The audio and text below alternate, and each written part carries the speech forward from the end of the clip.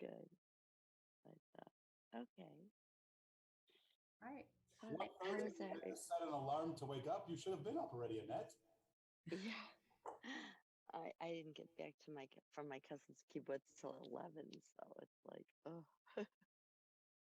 We do have a number of residents on, so I just wanted to make an announcement. Thank you so much for joining us. We are going to start at 5:30, so just a couple of minutes.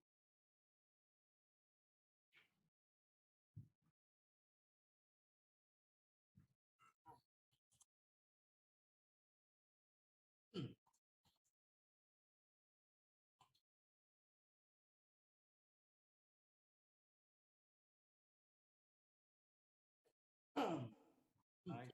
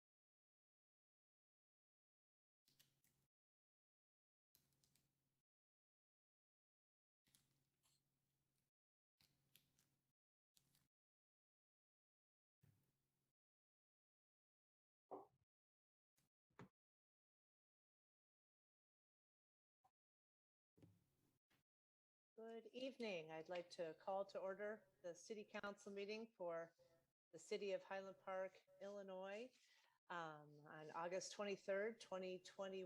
Will the clerk please call the roll? Councilmember Tapia. Present.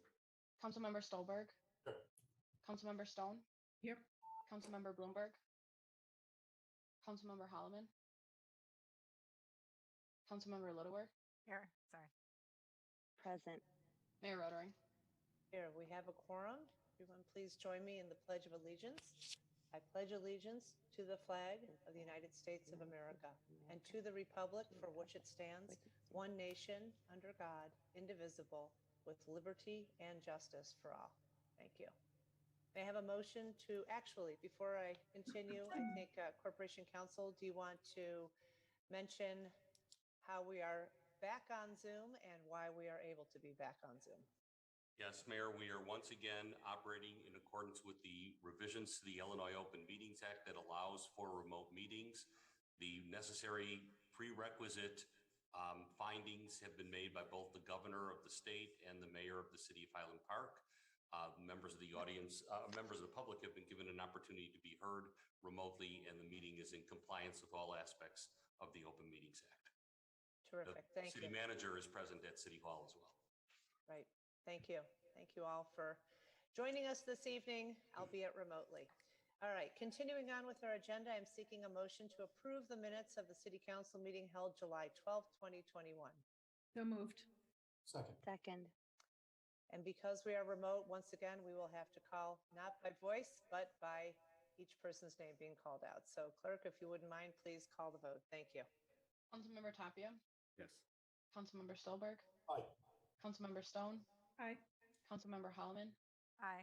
Councilmember Littlewer, Aye. Mayor Rotering. Aye, 6 ayes, no nays, and the minutes are approved. I'm seeking approval of the warrant list. So moved. Second. Any comments or questions on the warrant list? Hearing none, will the clerk please call the vote? Councilmember Tapia, Aye. Councilmember Stolberg, Councilmember Stone, Aye. Councilmember Holloman, Aye. Councilmember Littlewer, Aye. Mayor Rotering. Aye, 6 ayes, no nays, and the warrant list is approved. We'll continue on now to the report of the mayor. Let's start with appointments. The city has 18 commissions, boards, and advisory groups composed of volunteer residents who provide valuable guidance to the city council. These citizen volunteers are appointed by me with the city council's consent, and I have one recommended appointment this evening to the Plan and Design Commission. I am appointing Stephen J. Kirch and wanted to make sure that I have unanimous consent. Thumbs up or nodding of the head. Okay, great. Thank you. And welcome, Stephen. Mayor, Yes. Unfortunately, we're going to need a roll call vote on that. Okay. A motion and a second to support. Okay. Do I have a motion to support the appointment of Stephen Kirch to Plan and Design Commission? So moved. moved. Second. Thank you. And will the clerk please call the vote? Councilmember Tapia. Aye. Councilmember Stolberg, Aye. Councilmember Stone, Aye. Councilmember Holloman, Aye. Councilmember Littlewer, Aye. Mayor Rotering. Aye, 6 ayes and no nays. And now I will say welcome to Steve Kirch. Thank you very much for your volunteerism. We look forward to hearing from you as a Plan and Design Commissioner. Thank you. I have one proclamation this evening, and it is in honor of Fire Chief Larry Amadei. After 3 decades of distinguished service to the Highland Park community, Chief Amadei is retiring this month. During his 33-year tenure with the city, Chief Amadei led groundbreaking initiatives, actively engaged community members in fire prevention and safety, and served as a trusted leader and mentor to the firefighter paramedics serving the residents of Highland Park. Gita, I don't know if you're going to share your screen with the proclamation, but I will start reading. And hello, Larry. Good to see you. Thank you for joining us this evening. Whereas Chief Larry Amadei grew up in Highwood, where his father served as a volunteer firefighter. It is reported that young Larry would chase after the fire truck on his bicycle. And so it began. Whereas Chief Amadei is a graduate of Highland Park High School and first worked in Highland Park doing summer beach patrol in 1984 and 1987. Chief Amadei formally began his career as a firefighter paramedic for the city of Highland Park on April 4th, 1988. And whereas during his employment, Chief Amadei continued to participate in professional development training and educational activities, earning numerous state and FEMA certifications, as well as completing a bachelor's degree in occupational health and safety, a master's degree in business and public administration, as well as staff and command school at the National Fire Academy. And whereas Chief Amadei worked his way up through the ranks from firefighter paramedic, adding responsibilities such as CPR first aid director, medical director, safety officer, accreditation manager, National Fire Department peer reviewer, and chief of the Mavis Division 3 Joint Fire Investigation Team, and earned promotions within the department to lieutenant, battalion chief, deputy chief, and his present role as chief. And whereas under Chief Amadei's leadership, the fire department has completed preliminary design for the new Ravinia Neighborhood Firehouse. Further, Chief Amadei was actively involved in discussions that led to the approval of one of the first intergovernmental agreements in the state of Illinois for shared fire, EMS, and inspection services between the cities of Highland Park and Highwood. And whereas Chief Amadei is a professional with the highest level of character and integrity, who is dedicated to the fire service and is respected by his colleagues, the city council, and the public. And whereas Chief Larry Amadei will retire on Friday, August 27th, 2021, Chief Amadei has earned and justly deserves this public recognition for his more than 33 years of distinguished service to our community, being responsible for ensuring the safety of life and the protection of property. Now, therefore, I, Nancy Rotary, Mayor of the City of Highland Park, Lake County, Illinois, and the City Council of Highland Park, do hereby congratulate Chief Larry Amadei on the occasion of his retirement and extend our appreciation to Chief Amadei for his leadership and service, and our very best wishes for his continued success in his life's pursuits. Everybody's clapping. I will join them. And if we were in person, we'd be standing. But thank you, Larry. And it's always hard to say goodbye, but very well-deserved retirement. Would love if you have any remarks you would like to share. Thank you. I would, yeah, I'd like to. Career. Thanks, Mayor. And I'll be around. I definitely want to watch that station as it goes up next spring. So, but I'd like to introduce my family. We had a little dinner before coming on here. This is my wife, Mary, my daughter, Abriana Bree, my son-in-law, Ryan, and my daughter, Alyssa, and newborn grandson, Lorenzo. So, wonderful, wonderful. I'm watching Gita's face because I know she loves babies. So you would have got the whole one. Baby. Maybe right. Friday. But anyways, I do want to say, we couldn't keep the little 2-year-old quiet here. Emmy, my oldest daughter, Ashley. Wonderful. Daughters, yeah. So, Logan too. He was outside. Okay. My son Logan, who's 5. All right, Logan, you made it. Good. Yeah. But no, I wanted to say, Mayor, Council, Gita, that I have over 40 years of the fire service between Highwood and Highland Park, and I just want to thank everybody. It's a pleasure to serve in my hometowns. I want to thank all the other department heads, my deputy, battalion chiefs. It's been a great team to work with, and then the firefighters and paramedics of the department. I asked for one thing when I became chief, and that was that they give great customer service. As I've stated in the past, I started at Sunset Foods as a teenager, and so I learned customer service pretty early back in those days. And, so the residents have been great. Our online surveys are great. I think customer service, so I think the crews have come through on that. It's very, very rare in all the years that I've been deputy chief and chief that I've had any complaints. So it's really good. Also, as a father of 3 daughters, we have a milestone coming up too, that we actually have a female candidate who looks like we're waiting for 1 or 2 more tests, but will be joining the department. So that'll be a first in Highland Park Fire Department history. Should be happening real soon. Wonderful. So again, I look forward to stopping by a lot, seeing the station go up next year. And it's been a privilege to be your fire chief. Thanks a lot. Well, it's been a privilege to be on a team with you, and we greatly appreciate all that you've brought to the job and to the community. Greatly appreciate your service, and also cheers to your family. We know how difficult some of these runs can be, and appreciate how you've been supportive of Larry and the community throughout these many decades. So thank you. Well, one other thing I was going to say, Mayor, and I know you guys have a busy schedule tonight, but I've showed my daughter some of the council meetings and talked about you guys.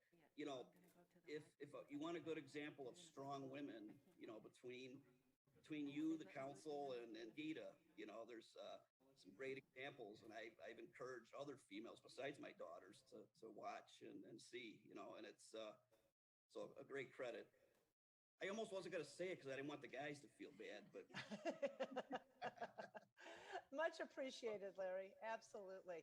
And I want to let everybody know that this Friday, the city is officially marking your retirement, as well as the promotion of Deputy Chief Joe Schrage to Fire Chief and Battalion Chief Frank Nardo-Marino to Deputy Chief. And the program will, of course, be live streamed on Facebook and YouTube for all who would like to share in the celebration of these milestones. For you, Chief, for Deputy Chief Schrage, and for Battalion Chief Nardo-Marino. So looking forward to celebrating on Friday. Gita, is that at 3 o'clock, if I remember correctly? That's correct. Super. And that'll be at the fire station on Central. Right. Terrific. Wonderful. Well, Okay. thank you, Chief. Thank you, Okay, Amade thank- family thank and you all. progeny. Okay. We'll see you later. See you later. And again, bravo. Okay. Wonderful. Thank you. We have a couple of more items under the report of the mayor. And before we continue our business this evening, I'd like to ask that we pause in memory of former council member and Mayor Pro Tem Margie Weiss, dedicated public servant. Former council member Weiss elected 4 times to serve on the city council, and she was also a leader in numerous organizations, including the Downtown Redevelopment Commission, the Highland Park Community House, the League of Women Voters, among many others. And her commitment to Highland Park was evident in her passionate pursuit of initiatives and policies that enhanced all aspects of community life, from public safety to business development to the fine arts. She will be greatly missed. May her memory be for a blessing. We did have the flags at half-mast in her memory, and I ask now for a moment of silence for former council member and Mayor Pro Tem Margie Weiss.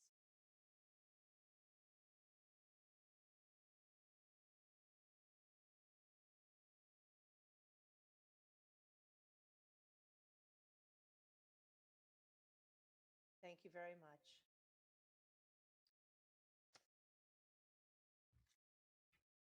I'd like to invite community members to join us on September 11th, when the city will be observing the 20th anniversary of the September 11th terror attacks. We each have our own unique experience and memories of that day and the heartbreak and fear and uncertainty that followed. This ceremony will be an opportunity for us to honor the memory of all of the victims of the 9/11 attacks, to recognize the first responders who answered the call to serve as part of the emergency response, and to pause to reflect on the legacy of that tragic day. The event will be held at 9 a.m. sharp at Fire Station 33 at 1130 Central Avenue on Saturday, September 11th. That's 9 o'clock a.m. on Saturday, September 11th.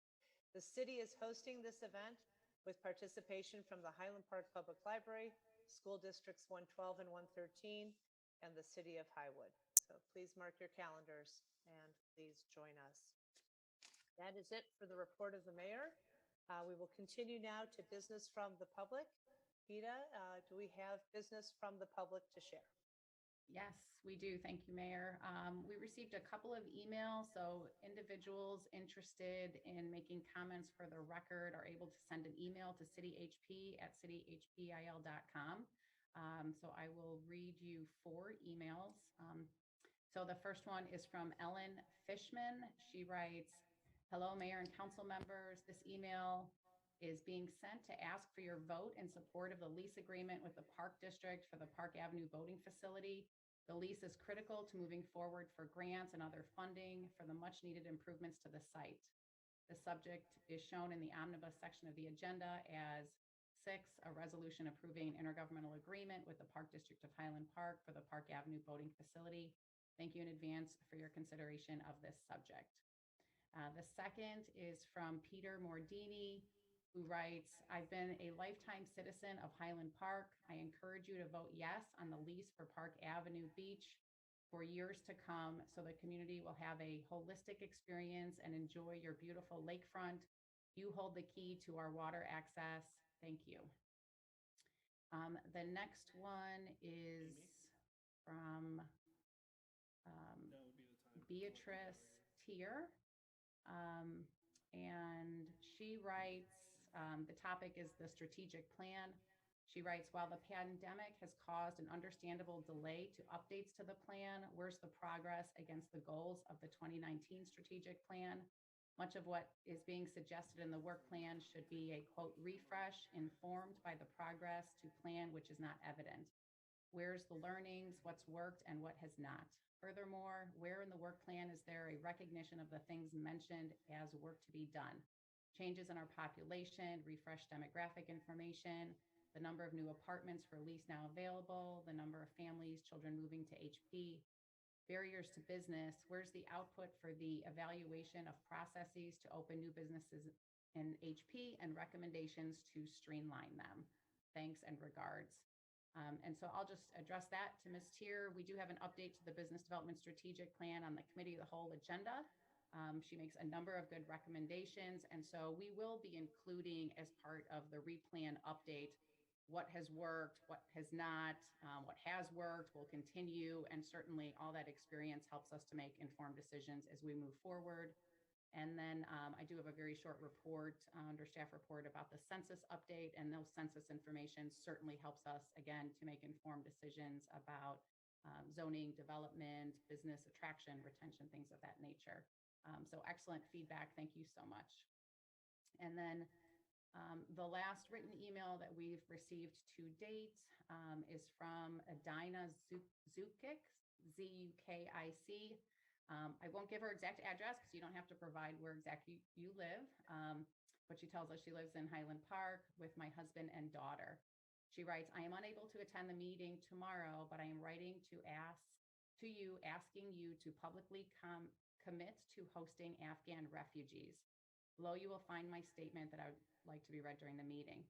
Dear Councilman and Councilwoman, Highland Park is a community of diversity, acceptance, and inclusion.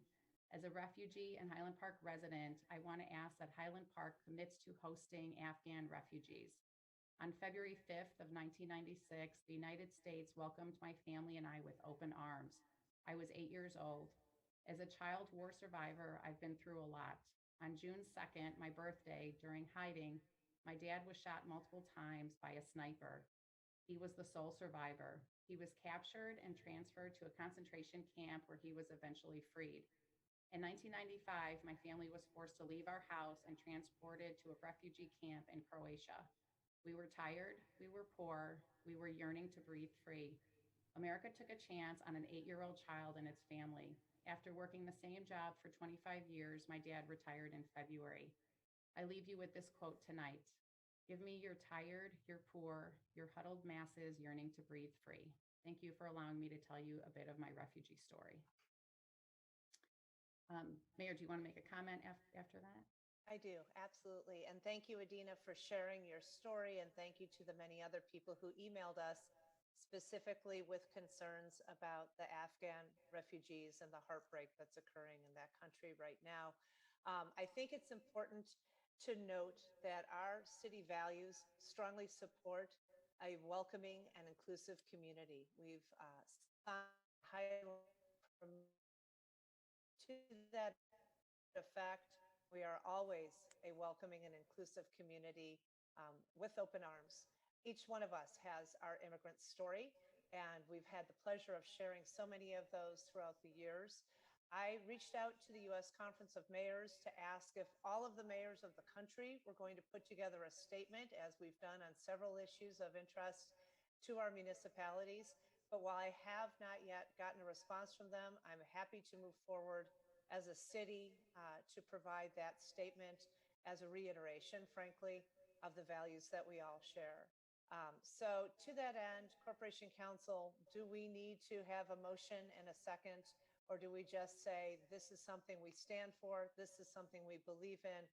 As the mayor and on behalf of the city council, on behalf of our community, we will be drafting and promoting a statement to the effect, reiterating that we are a welcoming and inclusive community and are here for Afghan refugees and any other refugees and any other immigrants who are interested in coming to our city.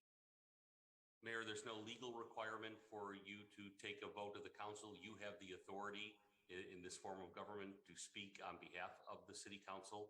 It's up to you if you want to determine consensus, but there's no obligation. I'd be happy to determine consensus because I think it's important to each member of this council to be able to express that. So to that end, I'm seeking consensus, and if each wants to acknowledge their interest in pursuing this, please say yay or nay. Yes. Yay. Yes. Okay, we have unanimous consensus. We are, of course, a welcoming and inclusive community and look forward to welcoming any and all refugees and immigrants with open arms. And we'll draft a statement to that effect. We'll be promoting it via social media. And of course, we'll be sharing it with President Biden and with the State Department. Great. Thank you all. Appreciate it. And thank you again, Adina and Jordan Kane and everybody else who wrote to us to that effect. Appreciate always hearing from you. Okay. Mayor, we do have 28 people who have joined us at this virtual meeting. So there's someone from the North Shore Yacht Club who has their hand raised. So I am unmuting them now. If you'd like to just state your name for the record and any comments you have. And I'll chime in first and say, if the yacht club issue and the IGA with the Park District are the reasons why you're here and you have a spokesperson speaking on your behalf, let's have that serve as a commentary for all. We don't really need to hear each person say the same thing. And if you have something different to say, of course, we welcome your comments. But if you're all here in support of one thing, happy to have a spokesperson on your behalf. So who is here on behalf of the North Shore Yacht Club? Well, Laura Knapp I'm the Commodore, current Commodore. Welcome, Commodore. Thank you. Would love to hear your comments. And if you could keep them to about 3 or 4 minutes, we'd appreciate it. Thank you. Yes, thank you all. I wish I could see you all in person.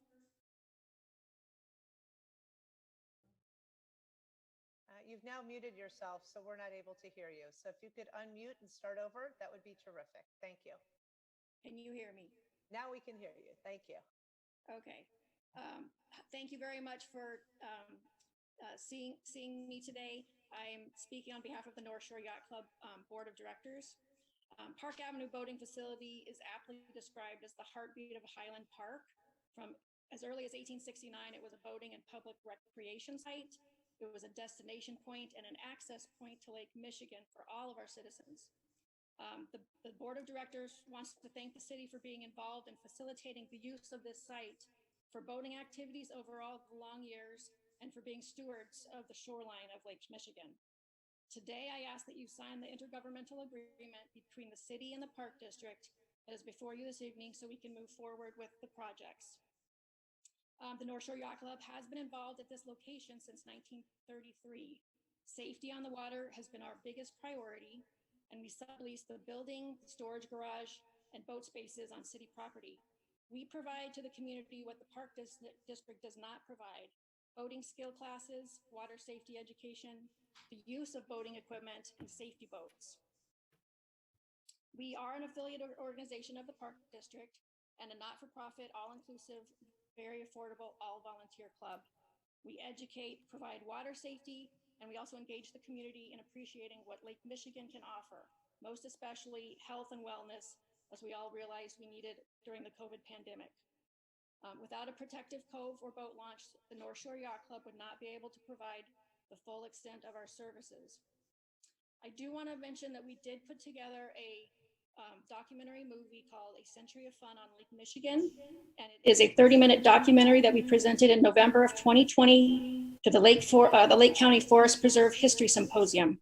I provided the link to many of you, and I hope you take the time to look at that video and understand some of the history that has occurred at this site. And Mayor Rodering, I also want to give you an invitation to attend the Summer's End Regatta, September 4th and 5th, and to present the trophy for the Mayor's Cup. Since for 22 years, we have been providing this trophy to the fastest sailor of this race. And we welcome all the city council people as well. It's already on my calendar. Delighted. Okay, good. Thank you. The dilapidated and undervalued breakwater boat launch, the pedestrian pier, the south parking lot, and even Central Park have been allowed by you and the Park District to become unattractive, underused, and inaccessible. The boating revenues at the site as well, that should be sustaining and paying for maintenance and improvements, have not been maximized by the Park District for many decades. I ask for you to support the improvements to the breakwater and boat launch on city-owned property. Please be visionaries and collaborate with the Park District to create quality designs and innovative planning concepts. You can bring the full potential of this site to fruition as a healthy public space, as a boating gateway, and as a community gathering place. Thank you so much for listening to me tonight. Thank you, Commodore. Appreciate you joining us. Thank you. Gita, is there any other business from the public? So is there anyone else as an attendee at the virtual meeting that would like to speak? Please raise your hand. Jordan Kane. Recording in progress. And sorry, we're recording again. Okay. Hey, Jordan, go ahead. Jordan, you just muted yourself, so if you could unmute and share your comments. Sorry Thank about you. that. My apologies for being a Luddite. Thank you so much for giving me a moment to speak to you, and thank you so much for the vote that you took earlier tonight. I just can't tell you what it means to me. I'll read my prepared statement if that's all right. Sure. I am here to ask the Mayor and City Council to publicly commit to welcoming Afghan refugees to Highland Park, as you have just done. I served as a frontline civilian in Kandahar for 18 months with many Afghans who risked their lives trying to build a US-backed Afghan state that would not harbor terrorists. That dream has been crushed, but we must not let our allies be killed also. My former interpreter is now on 24/7 watch to see if the Taliban execute her family. One of my confidential sources in my work for a federal inspector general who had served as a senior Afghan government official is receiving daily threats from the Taliban's Kabul security chief and is moving safe houses nightly. These are just two of the tens of thousands of our allies in grave danger. The Truman National Security Project, where I'm a fellow, has organized many cities across the nation to publicly commit to hosting Afghan refugees, so we are in good company, including Denver, Kansas City, Baltimore, St. Louis. I think the process is in the works for San Diego and Austin. And as you mentioned, the U.S. Conference of Mayors executive committee will be voting on language on the 31st, after which point I think it might be shared with member cities. Thank you so much for your time. Thank you, Jordan, and thank you for your advocacy. Always a pleasure to hear from you. Thank you. Any other business from the public, Ida? Mayor, we do have a couple of people in the council chambers. I believe one person would like to address the council. Okay.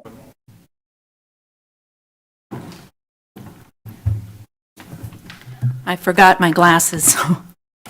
These are hopefully will work. I work at the You library. can state your name. Oh, sure, Okay, Amy if you could Lumulder. state your name and thank you. All right. I work at the library where this book literally fell into my hands. The two authors are qualified voices on the topic of SARS-CoV-2 virus and COVID-19. They are award-winning doctors who have authored hundreds of articles on immunology, virology, and much more. We have many such credentialed doctors in the U.S., some who courageously put forth the same things when they can get around censorship. I find doctors' voices compelling because they understand science and health in ways that activists, media personalities, and policy officials do not. State Senator Scott Jensen is a medical doctor. Since the spring of 2020, he's been trying to tell us of how after many years of standard protocols, brand new guidelines for determining cause of death were issued right as COVID-19 hit. So if a patient died from cancer or heart or kidney failure but had corona in their system, COVID-19 could be recorded as the cause of death. And I personally know of one such case. These doctors relate the same thing, misleading documentation of death with COVID, but not by COVID. This is a quote from the book. This new method of reporting violated all international medical guidelines. COVID numbers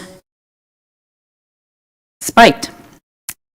Fear was stoked in so many ways, but I lack time. I lack time to summarize the science of the vaccines. Also in here, other than to say that the concerns that many people have about the COVID shot are legitimate. Well over 500,000 adverse COVID-19 vaccine events have been reported to date in the United States. Many of these events are serious, life-altering injuries. Deaths stand minimally at 13,000. Compare this to 1976 when the swine flu vaccine caused approximately 50. That's 50 total deaths, at which point that vaccine campaign was immediately aborted. So why am I coming to you? To encourage you to pursue truth, as it is foundational to good governance, and to stand up for human rights right here in our community. Implement constitutional policing.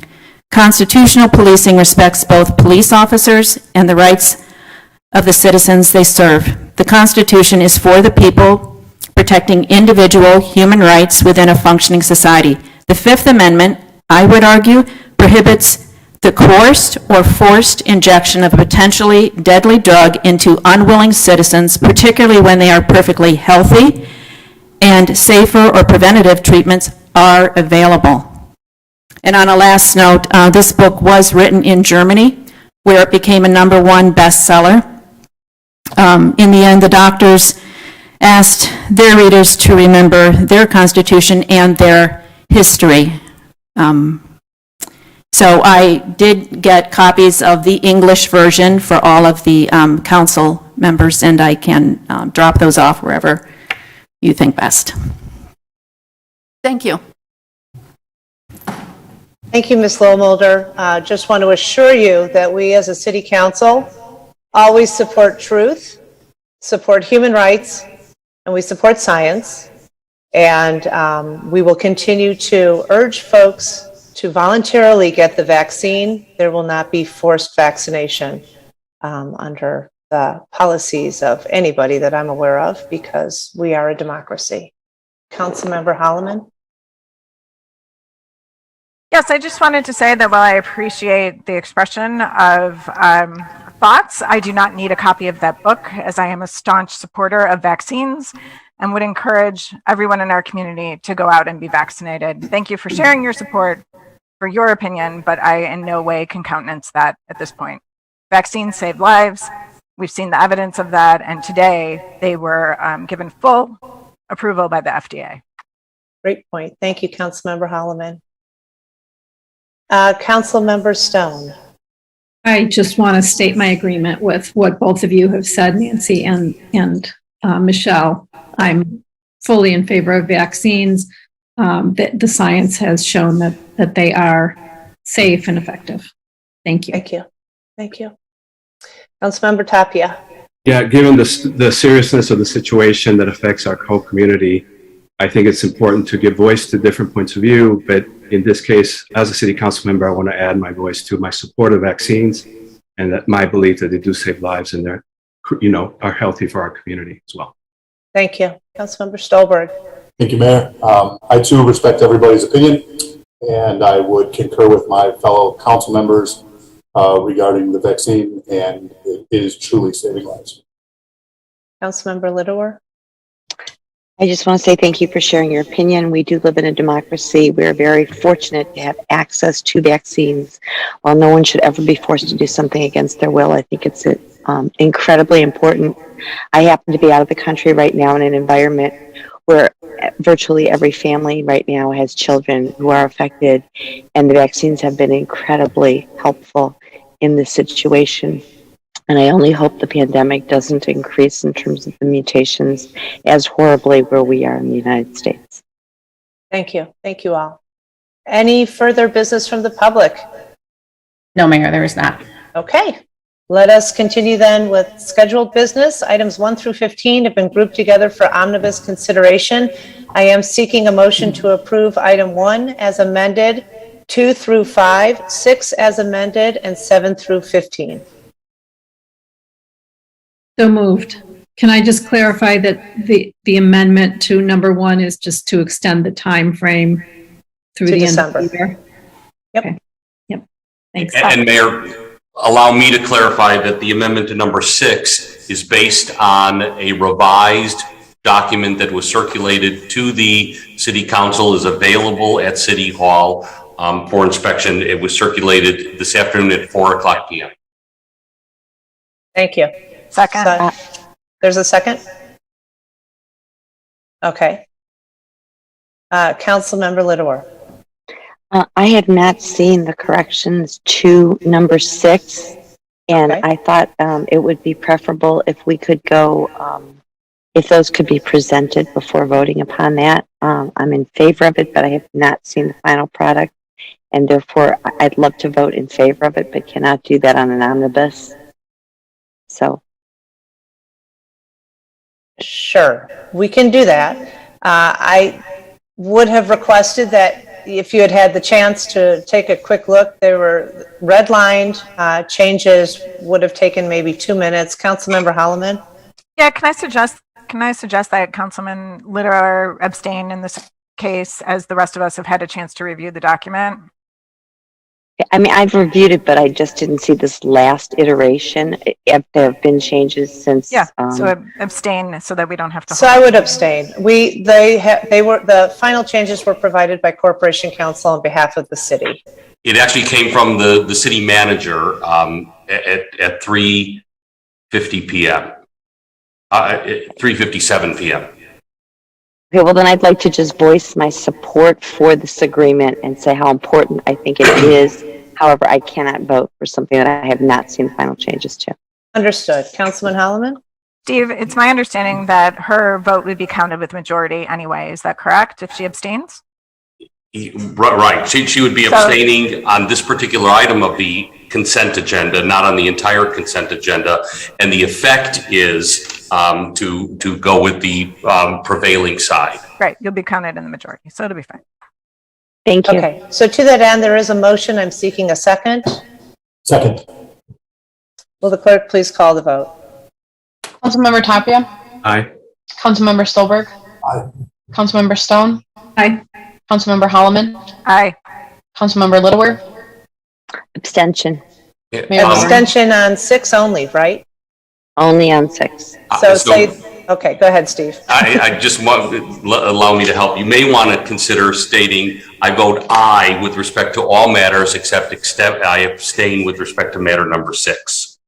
Thank you very much, Council. I vote aye with respect to all matters on the omnibus except for number 6, for which I abstain simply because I have not seen the final version. Okay. But agree in spirit. Mayor Rotary? Aye. That's 6 ayes, no nays on all items, but for 6 for which there are 5 ayes and 1 abstention. Thank you. Mayor, if I could just, You're welcome to stay if you'd I was in communication with Councilmember Bloomberg earlier. Unfortunately, he couldn't join us this evening. He just, for the record, just wanted to express his support for the agreement and the latest changes as well. Terrific. Thank you. Okay. Continuing on, we have no other business. Do we have any business from the council? Okay. Business from city staff. Several really interesting and important reports. Thank you, Geeta. Thank you, Mayor. I will try to keep this brief. One, I just want to express special thanks to the City Council for your support on the redevelopment of the Ravinia Fire Station on behalf of our staff team and the community. This is such an important project, and we appreciate your support. We've been working with an exceptional team. We have our contractors. Our staff team includes firefighters, chief, deputy chief, representatives from community development, public works, myself. And we're so grateful to the public input that we've received, and then the most recent Plan and Design Commission review and recommendation.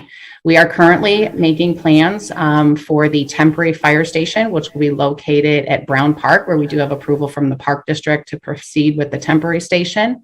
And then construction is anticipated after all the final approvals to begin in next year in 22, and then continue until the first quarter of 23.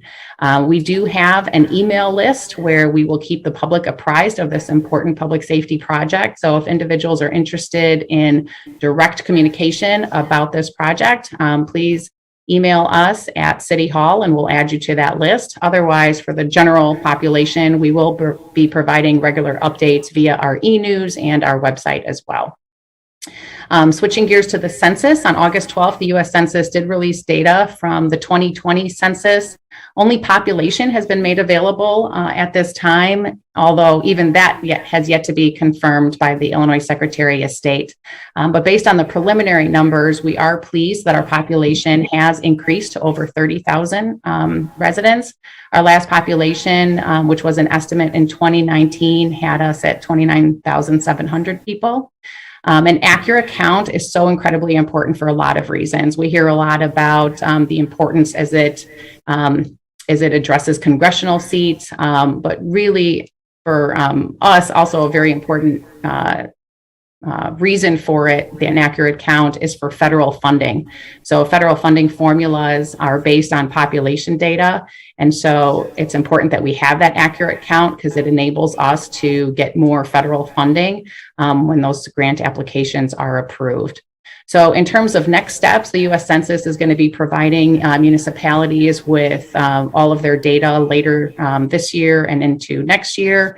And then that will be reviewed. We will provide regular updates to the public and then certainly to the City Council as soon as we have an opportunity to have that information and go through it. I'll just pause here for a second. Any questions so far about that or the Ravinia Fire Station? Okay. All right, and then just two other topics. We did receive notice this morning from the governor's office that the governor signed a new gubernatorial disaster proclamation extending the statewide declaration through Saturday, September 18th. Plus, a new executive order was approved, which extends previous executive orders. So with the new signing of this disaster proclamation, public meetings may continue to be held virtual in accordance with some specific provisions. And so thus we are here virtually. All of the city commission, committee, board meetings are transitioning to virtual meetings. And so we encourage the public to review. You can find the Zoom links for all of our public meetings on the city's website. And of course, if someone does not have access to Zoom or the internet or that opportunity, they are certainly welcome to come to City Hall for that public meeting where we all will always have a public staff member available and the doors will be open for all those public meetings. We do want to remind the public that a face mask requirement is in place for all transportation networks, which includes public transportation. That's extended through January 18th, 22. And then in alignment with the CDC and Lake County health guidance, masks are required in city operated buildings. So City Hall, Police Department, Public Services, all the other buildings that we own and operate.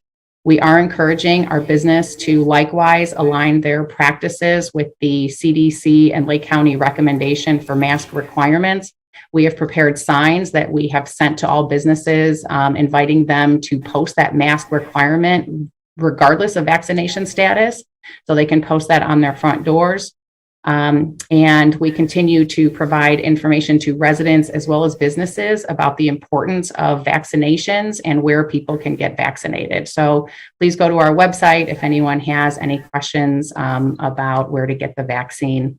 And we continue to promote information about the management of our community during the pandemic, city services, and so forth via our e-news. Our website is updated daily, and we're also posting on social media. And then finally, we are working with all applicants applying for special events in the community. And we are reviewing these special event permit applications with a keen eye, of course, towards public safety. And so there's guidance from the state of Illinois that we're adhering to as it pertains to distancing and congregation and keeping, the public safe and healthy. So the Port Clinton Art Festival, we are in the final stages right now of review of their application. The Port Clinton Art Festival is going to be held this coming weekend, Saturday and Sunday from 10 to 6 in downtown Highland Park. So you can go to Amder Productions website for a list of the 250 artists from around the country that will be joining us this weekend. And similar to past practice and other art festivals, there is a reservation that is encouraged if you are interested in coming to the festival. It's not required. Walk-ins are definitely welcome, but in order to manage the crowd, reservations are encouraged. So if you go to Amder's website, you can find that reservation information. And then we as a city are coordinating fireworks display, and Bitter Jester is planning to host a music festival at Walters Field. That's going to be held Labor Day weekend on that Sunday. So the music festival starts at 3:00 and the fireworks will start at 8:45. So further information is on our website about that special event. And then the mayor had mentioned the 9/11, the 20th anniversary that is going to be held on September 11th, Saturday, starting at 9:00. So all that information about special events can be found on our website, or individuals are welcome to contact us at City Hall. I'm happy to answer any questions that you may have, Mayor or Council. Great. Any questions? Also a reminder, school is back in session, so drive carefully because our future is out and about heading to school. With that, I'm seeking a motion to adjourn the city council meeting. So moved. A second? Was that you, Adam? Okay, thank you. Will the clerk please call the vote? Councilmember Tapia. Aye. Councilmember Stolberg. Aye. Councilmember Stone. Aye. Councilmember Holloman. Aye. Councilmember Littlewer. Aye. Mayor Rotary. Aye, 6 ayes, no nays. We are adjourned. I will now call to order the Committee of the Whole meeting for the City of Highland Park City Council, Highland Park, Illinois, August 23rd, 2021. And will the clerk please call the roll? Councilmember Tapia. Present. Councilmember Stolberg. Here. Councilmember Stone. Here. Councilmember Holloman. Here. Councilmember Littlewer. Here. Mayor Rotary. Here, we have quorum. May I have a motion to approve the minutes from the June 28th, 2021 Committee of the Whole meeting? So moved. Second. Yeah. Will the clerk please call the vote? Councilmember Tapia. Aye. That's fine. Councilmember Stolberg. Yeah. Aye. If you want to leave them with me, Councilmember I'll Stone. put them down there. Aye. That's no problem. Councilmember Holloman. Aye. Councilmember Littlewer. Aye. Mayor Rotary. Aye, 6 ayes, no nays, and the minutes are approved. Delighted to welcome Rob Sabo and Carolyn Hirsch as they talk to us about the Business Development Strategic Plan update.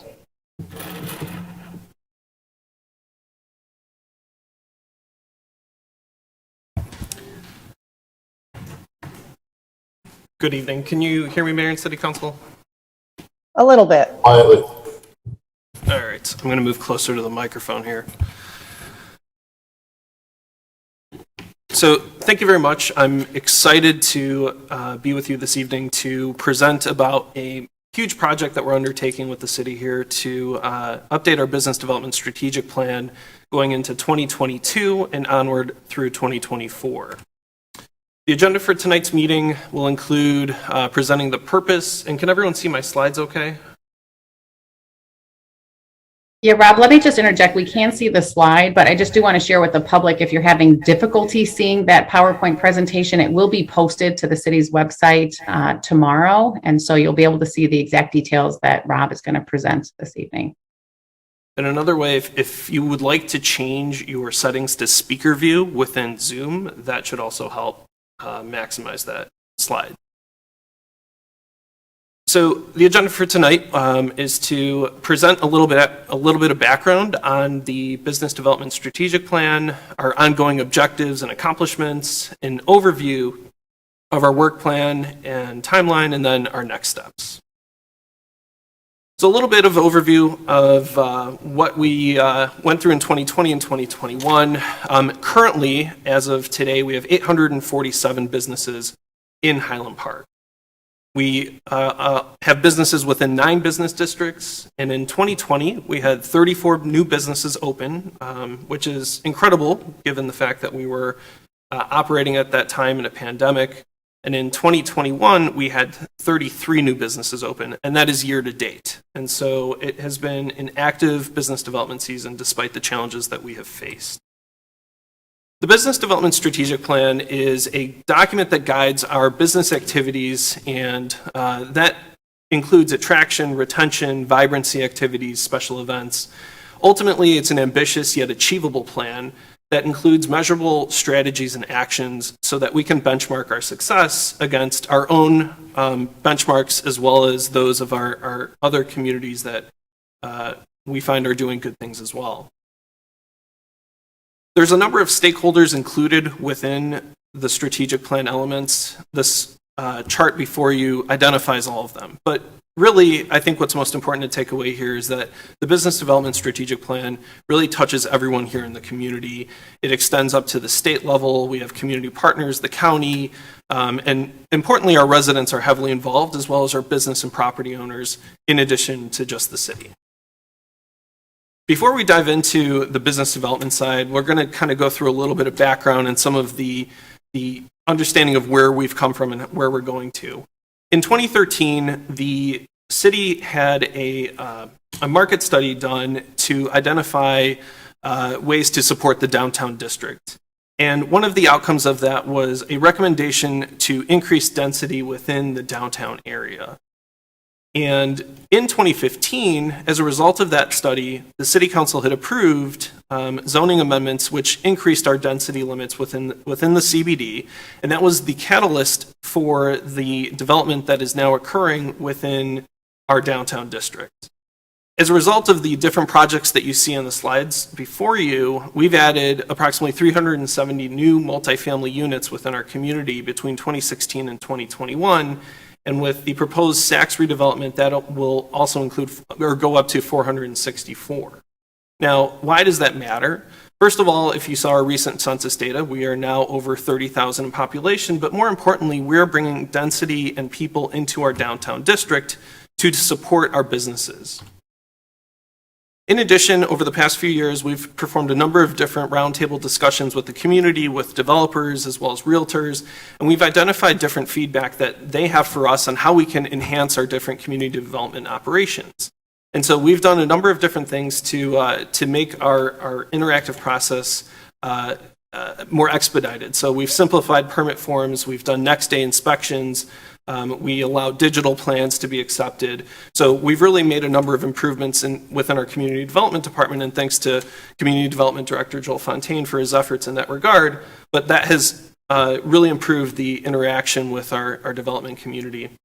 Furthermore, I'm sorry, let me just interject 1 second. Let me share my screen because I think that these numbers are getting just more difficult to see in there, even on the presenter view. I have a, let me.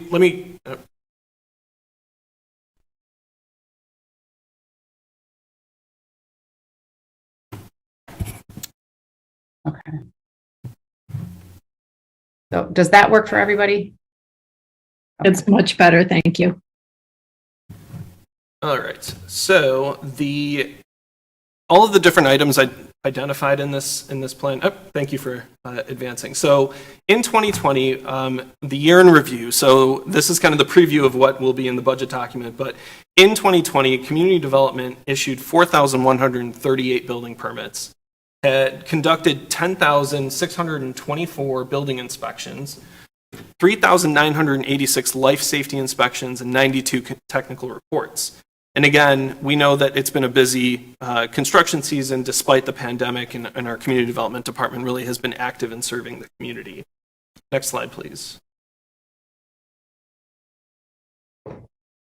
Over the past couple of years, 2017 through 2019, the city, in conjunction with a number of stakeholders in our community, reviewed the pedestrian-oriented shopping overlay district.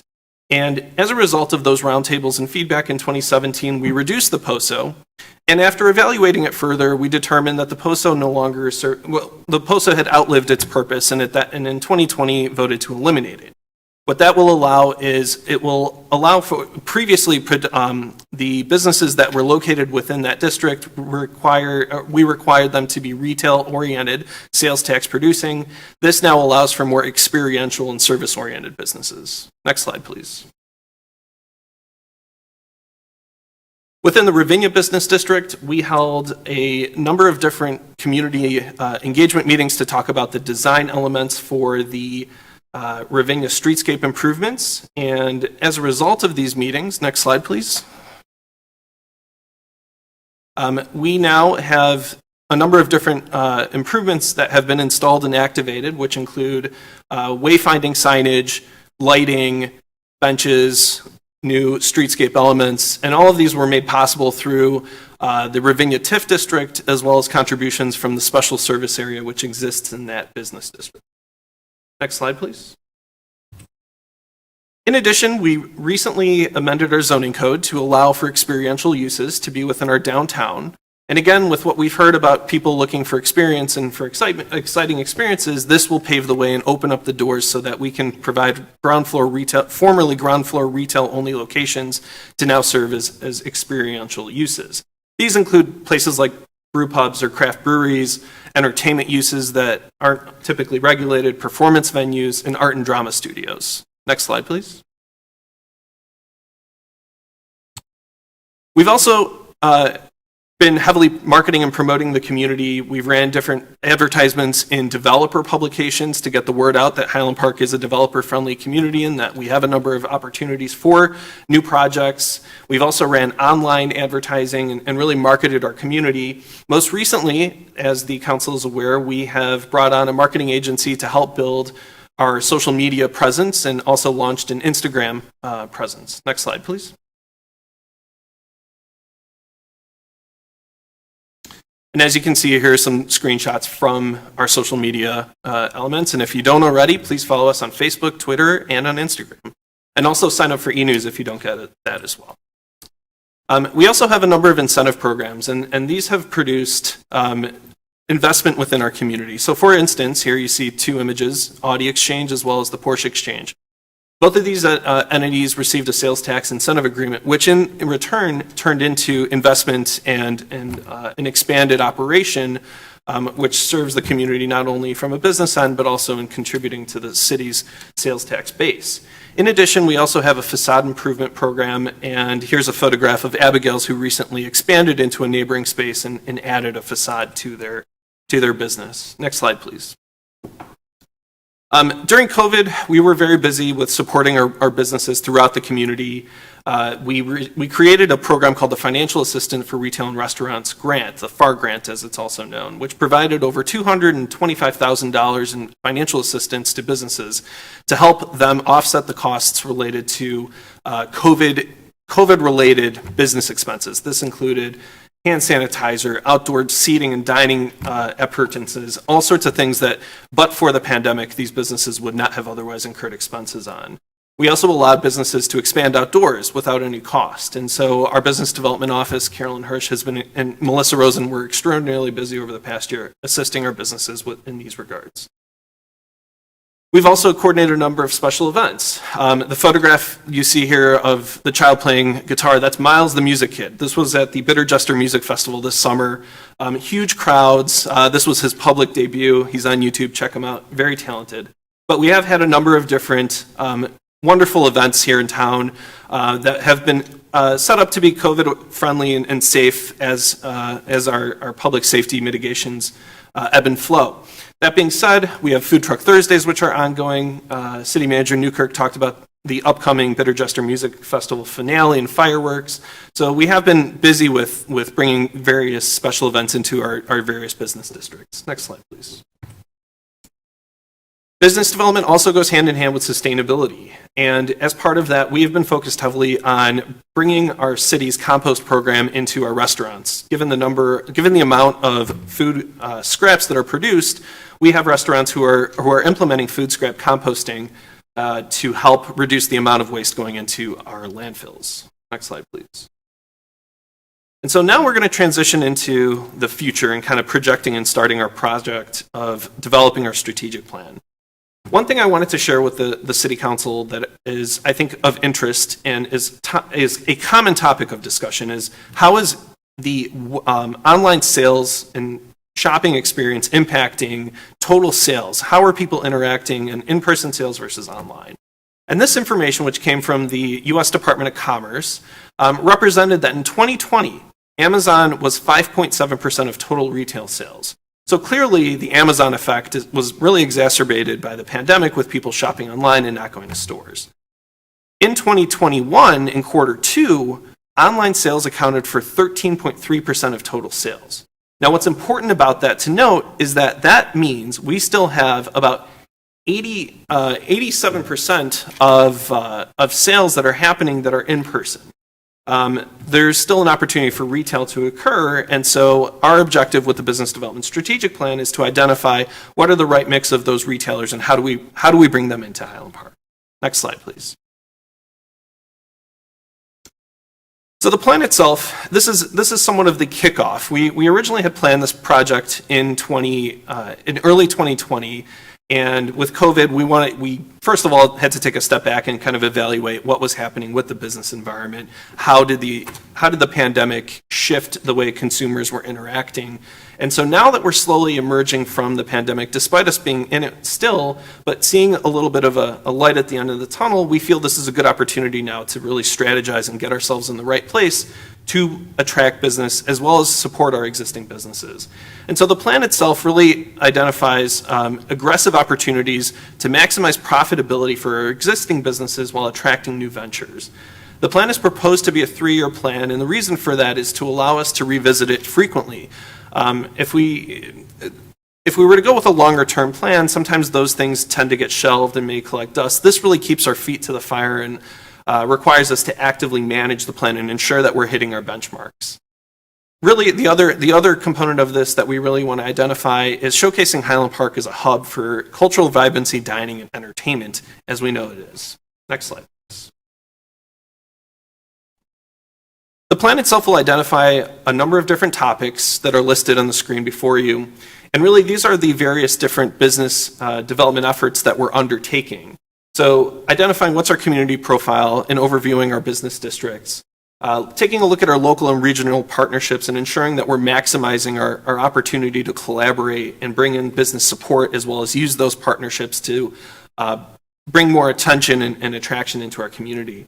As we know, communication and outreach as well as marketing are extraordinarily important nowadays, especially with how much digital interaction we have. And so we have shifted our approaches away from more of the print marketing and more towards our digital footprint. And so the plan, as we work on it, will identify how do we continue to approach our digital marketing efforts, as well as other marketing efforts that we may not be tapping currently. We want to identify and focus on what kind of community vibrancy and events do we want to attract into the community. What are we currently doing that we want to keep? What are new things that we may want to bring in? An important part of business development is also our financial resources and incentives.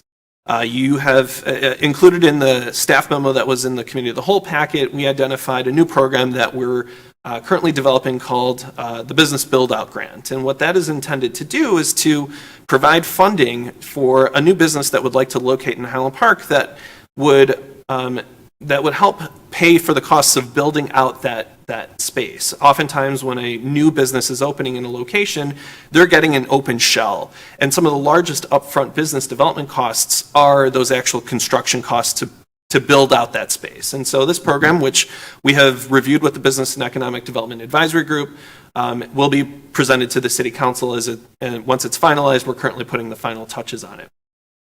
Again, we're also going to be working with our partners and community with identifying development, redevelopment efforts, as well as repositioning opportunities. There are some properties in the community that may be ripe for a redevelopment that'll bring in some additional vitality as well as new residents or better retail or restaurant uses. We'll reevaluate and take a look at our business district land uses and parking. We do this regularly, but I think the plan process will really take a robust look at all of those elements to identify what we focus on. We'll look at TIF districts and special service areas to identify, are there opportunities for additional districts of these types? Do we want to continue maintaining the ones that we have, and really just strategize how we move forward? And ultimately, as I mentioned before, sustainability will also be implemented. Next slide, please. The project itself is a large project, and it won't be done in a vacuum by any means. Our project is intended to bring in input from all members of the community and all stakeholders, as we saw earlier in the presentation. This will include a number of different focus groups and community outreach meetings with stakeholders such as our business owners and management staff. We don't just want to talk to the owners, we want to talk to the employees and understand, what are the employees and management staff feeling and experiencing on a day-to-day basis as they're transacting in business in Highland Park. We'd like to talk to our property owners, and specifically commercial and office, industrial and restaurants, because they all kind of focus on different elements of the business atmosphere. We're also planning on having meetings with our large sales tax generators to identify how we can best support their needs. An important conversation to have is the realtors, who are the people who are selling our properties and bringing interest into our community. We've identified a number of partners that we typically work with, so DECO, the Department of Commerce and Economic Opportunity at the state levels, the Small Business Administration, CMAP, Community, the Council from Metropolitan, I'm drawing a blank on CMAP's They handle the planning for Chicago the Metropolitan Agency for Planning. Thank you very much, Mayor. So they handle the planning elements for our community, or for our region. Lake County Partners, SCORE. So there's a number of different partners that we work with regularly, and we want their input into this plan. And importantly, most importantly, we want resident feedback, and we will be scheduling open houses and also be attending special events like we did with the Ravinia Business District Streetscape project. Bringing together all of the information that we collect from our data seeking as well as meetings, we plan on drafting the strategic plan in November and presenting the plan for feedback as well as additional suggestions to the Business and Economic Development Advisory Group, also known as BDAG, and also bringing that draft plan to the community as a whole for feedback and final approval. And once finalized, we will introduce and kick off the plan, and we'll communicate it widely. Next slide, please. So this slide is kind of an important what can we do right now, and what is most important for our community as well as all of us to understand to support our business community. And so important to understand for our community is that the Business Development Office, the City Manager's Office, the City Council, we're all working collectively to pursue leads for new businesses and restaurants, and we're connecting those businesses with the property owners and realtors. It's very important to understand that the city is the facilitator, but we are not at the table to finalize those deals. We can bring the parties together, but it takes the property owner and the realtors to execute and put those deals together and finalize them. Importantly, take a second and think about visiting a local store before you choose to do the easy thing, which is purchase online. Without those support of your foot traffic, your businesses really can't survive. It's one thing to be satisfied with knowing a business is in town, but it's another to really spend your money in it. Number 3 is if you have negative feedback, it's important to share it with management staff while you're at the business or give them a call afterwards, especially with new businesses. I always recommend giving a business an opportunity to improve before posting a negative review online. We've seen publications that identify that even one negative review, a one-star review on Yelp can really impact and hurt a new business as it's trying to get up and running. Highland Park has over 60 restaurants, so as you're planning your nights out and you're looking for things to do, there are plenty of options, very, very good options in Highland Park, so plan your meals in town. And also, to that extent, encourage your friends and family to visit Highland Park. When you talk to people from outside of the community, they know Highland Park for Ravinia, but bring them into town and have them enjoy all of the amenities that we have. If you've heard a rumor, fact check it. I know oftentimes we tend to hear about a question that's been posted on social media. We don't monitor social media all the time. We have our Facebook page through the city, but sometimes there's questions that get posted in certain pages or things where we're not looking. If you have a question, call our office. We're happy to help you or answer any questions. 847-926-1000. And lastly, if you know anyone who wants to start a business, please refer them to the city's business development office. If there's a business you'd love to see in town, grassroots efforts and reaching out to those businesses also helps, because that way they know that there's a market and there's a desire in the community for that specific business. And so with that being said, I'm happy to answer any questions. We're really excited to kick this project off. It will be a big project within our community and there will be a lot of interaction. So I'm happy to answer any questions, and thank you again for the opportunity to present. Rob, thanks for a great and comprehensive report. I'm hopeful that this will be made available online. I know several people this week in particular have been talking about our local economy and seeking to better understand the efforts that the city's making. This, I think, spells it out very clearly, very well. And of course, we always welcome people's input. They're welcome to call us. They're welcome to email us. And if they have a business that they love, we will certainly pursue it. I know several people have reached out to me about one business in particular. The city manager and I went to speak with the owner, and he is interested in coming to town, but currently is at capacity. So it's not for lack of trying. We're always eager to talk to anybody and anyone about coming to town, but I really appreciated the slide that you presented showing the new businesses, not only this quarter, this year, but last year of all years. Really impressive that folks still felt stable and confident in opening their businesses in Highland Park. So really appreciate the work you and Carolyn have been doing.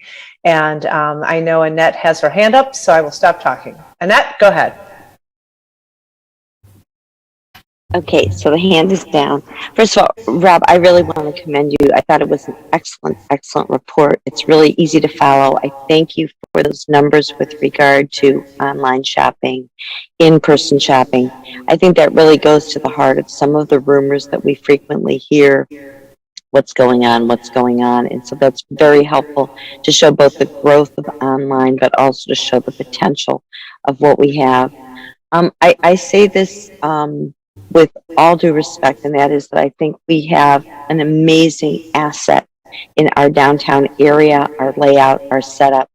I've loved watching the progress, for example, getting rid of something like the POSO when it was no longer, in my mind, germane to the progress that the city needs to make. I do have two concerns. One is, again, I'm glad you really pointed out that obviously the city does not negotiate the leases themselves. That is really between the actual landlords and the businesses. I know what we do is bring those businesses, or bring, as we would say, those shidduchs together to make that sort of match, but we don't obviously do that. I'm concerned about the amount of money involved in this, and I love the fact that we're going to be evaluating it, whether that's with our first $25,000 for this particular project to get the study up and running, but to evaluate those next 2 years. I think it's a lot of money, and I want to see more in the front, something about not the actual negotiating between landlords, but work with our landlords. I know the outreach that is being done by our staff, and I'm really grateful to you. But this is a huge concern. And for whatever reason, no matter how much we sugarcoat it, it cannot be pushed to the last page of this study, because something's going wrong, and something's going wrong. There are too many vacancies.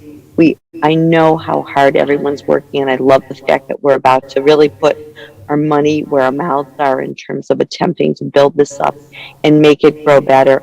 I think you have some amazingly, what's the word I want? Creative thoughts out there, and I commend you for all of them. But I don't think we should let the elephant in the room just slide to the last place in this. And somehow that has to be worked through.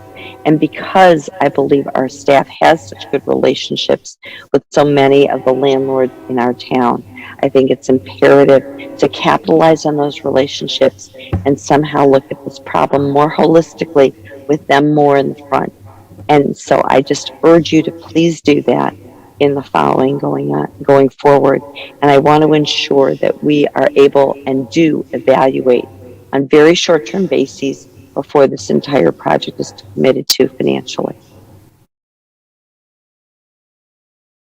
So I'd be curious to know, and I don't know if we have this data. I know that vacancy data, I thought, was provided through CoStar, Carolyn, to Lake County partners. Is there a way for us to kind of look at ourselves compared to our sister communities? We know, and I've heard this frankly from Winnetka residents, that there are vacancies obviously everywhere. And so I don't know how we compare, but would be curious to know. And also, given that we're looking at 9 different shopping districts, do we just look at our central business district in terms of doing a comparison against others?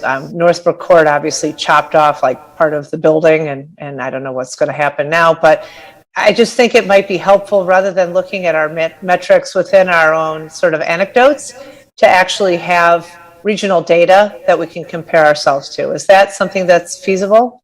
Yeah, I can jump in, Carolyn. So, Mayor, we can do that by zip code. It just becomes more not problematic, but to do it by business district, we've done it before, but that is an extensive research project, because you have to take the IBT number of every single business and pin them where they are and then aggregate those numbers. So that's a manual process, as opposed to the data we get from Lake County Partners does provide us available property just by zip code. Okay, and I guess part of the challenge is, we have the Central Business District, we have Crossroads, we have the Skokie Corridor. Braeside is counted as one of the 9. Okay, so I mean that's kind of ridiculous. There has to be some way to kind of do an apples to apples comparison. I'd be curious to see that. I think it's hard to make decisions based on anecdote. It's great for people to say to me, "Oh, I was in this one town and it was really hopping." Well, okay, so that one town is like a block. That's great that their block is hopping, and I'm proud for them. But we're also hopping in a broader range, and I don't mean to sound defensive. I'm not, but I'd like us to compare apples to apples. Andres has his hand up, and Michelle has her hand up. Andres, go ahead. Yeah, actually, to follow up on your point, Mayor, I think I think we would find it helpful to have more context so we can do comparison, not only along the lines of what the mayor referred to, but even within ourselves, right? I like to see more trend lines. Like it was good seeing 2020, 2021 in one of the slides, but there was another slide with a whole bunch of statistics about 1 year, but it's hard to interpret whether those are good numbers or bad numbers or stagnant numbers. So every time we get a next iteration of the report, I would like to suggest that we do see trend lines, we do see benchmarks, apples and apples, so that we can truly evaluate whether the list of best practices that are good, they're great ideas, are yielding some result, they're moving the needle, they're not moving the needle. I would find that very helpful. And one more item, I would like to see under topics of discussion, inclusive development, so that we really deliberately take into account the diversity of our residents in a variety of ways. And when we go about listening to the families of people with disabilities, listening to obviously the seniors and young families, the racially, ethnically diverse, to make sure that we're very deliberate and targeted when we say we're going to listen to our residents. So we're really listening to different segments of the population to really make sure we're hearing in a very inclusive way from everybody. Thank you. Michelle? Okay, I know it's shocking, but I'm going to buck the trend on this one and suggest that trying to compare ourselves to other communities and benchmark against what somebody else is doing and what doesn't really have that much meaning to me. So like if Glencoe has 100% occupancy rate in their, 1 or 2 block area, that doesn't really tell me much, and if our occupancy rate is higher. So what information am I actually gaining by understanding that Glencoe is 100% filled? We have completely different business models. They have 8,000 residents, we have 30,000. So I guess it's always kind of fun to say, hey, what are they doing? What are they doing? So that we have something to respond to when somebody says, well, how come my town isn't hopping like this town is? I think what the point of strategic planning has to be is to really look at what the town wants and how do we recruit those businesses, not what are they doing in Lake Bluff or Glencoe. That's all great, but that's working for them. We need to find what works for us and tailor our recruitment techniques and put our efforts into reaching out to those businesses that our residents want to see and that we can actually deliver by, enticing those different businesses and reaching out to them personally. I just don't want to see staff go through a lot of work and gathering a bunch of data that's kind of nice to have, but really isn't going to serve our purpose in the long run when it comes to how do we actually recruit a business? Who do we want to see here and how do we get them here? Those are the kinds of things that I'm looking for in a strategic plan. If Winnebago's hopping and we're not, well, then we need to look within ourselves and say, what do we need to deliver? Not why is Winnetka doing it? I don't want to say I don't care, but it doesn't matter as much to me as it does to what we're doing here. But just wanted to share that. Great points. Thank you. Adam? You are muted. Please unmute. Unmute. Can you hear me? Thanks. Yep. Michelle beat me to it. I was going to say the exact same thing. And I think what's really been a great part of how we've dealt with things as a council, you go back 10, 12, 14 years, whatever it was with the POSO, with banks on the first floor and everything else, we did what we felt was right for the community at the time. And although we talked about it and it didn't change for a little while and it did, I'm very confident that as a group, we continue to look for what's right for the community at any given time in history. Removing the POSO restriction was a step in the right direction. It was great that somebody like Baird and Warner, who wanted that big Mesereau space on the corner for so long, we turned them down. We changed our position. We eliminated the POSO. Caroline, the mayor, Gita went right back to them and said, hey, it's still there if you want it. And luckily for us, they did. We're doing the same thing with the pediatric office in Port Clinton. There are so many things that worked over time that just don't work anymore. And I think that, while I understand Councilperson Littleworth's comments, we're not going to change the landlords. They've been here a long time. They have their buildings. We've had discussions at the PDC. If a landlord is dilapidated on one building or open violations, can we prevent that same landlord under a different LLC from developing new? And the answer is no. But what we have done through Carolyn and the Business Advisory Group, the Business and Economic Development Advisory Group, the last couple meetings, and I'm new as the liaison, but boy, were those great. We've tried to show the development community, we've tried to show the landlords that we're in this with them, that they can't come to the city and say, hey, give us a TIF, give us this, give us this, give us this. We're sitting there saying to them, we're willing to give, but these are your buildings, these are your investments. Ultimately, you're going to benefit from non-vacant buildings, long-term rentals, the value of a rented building versus a vacant building. The facade grant is great.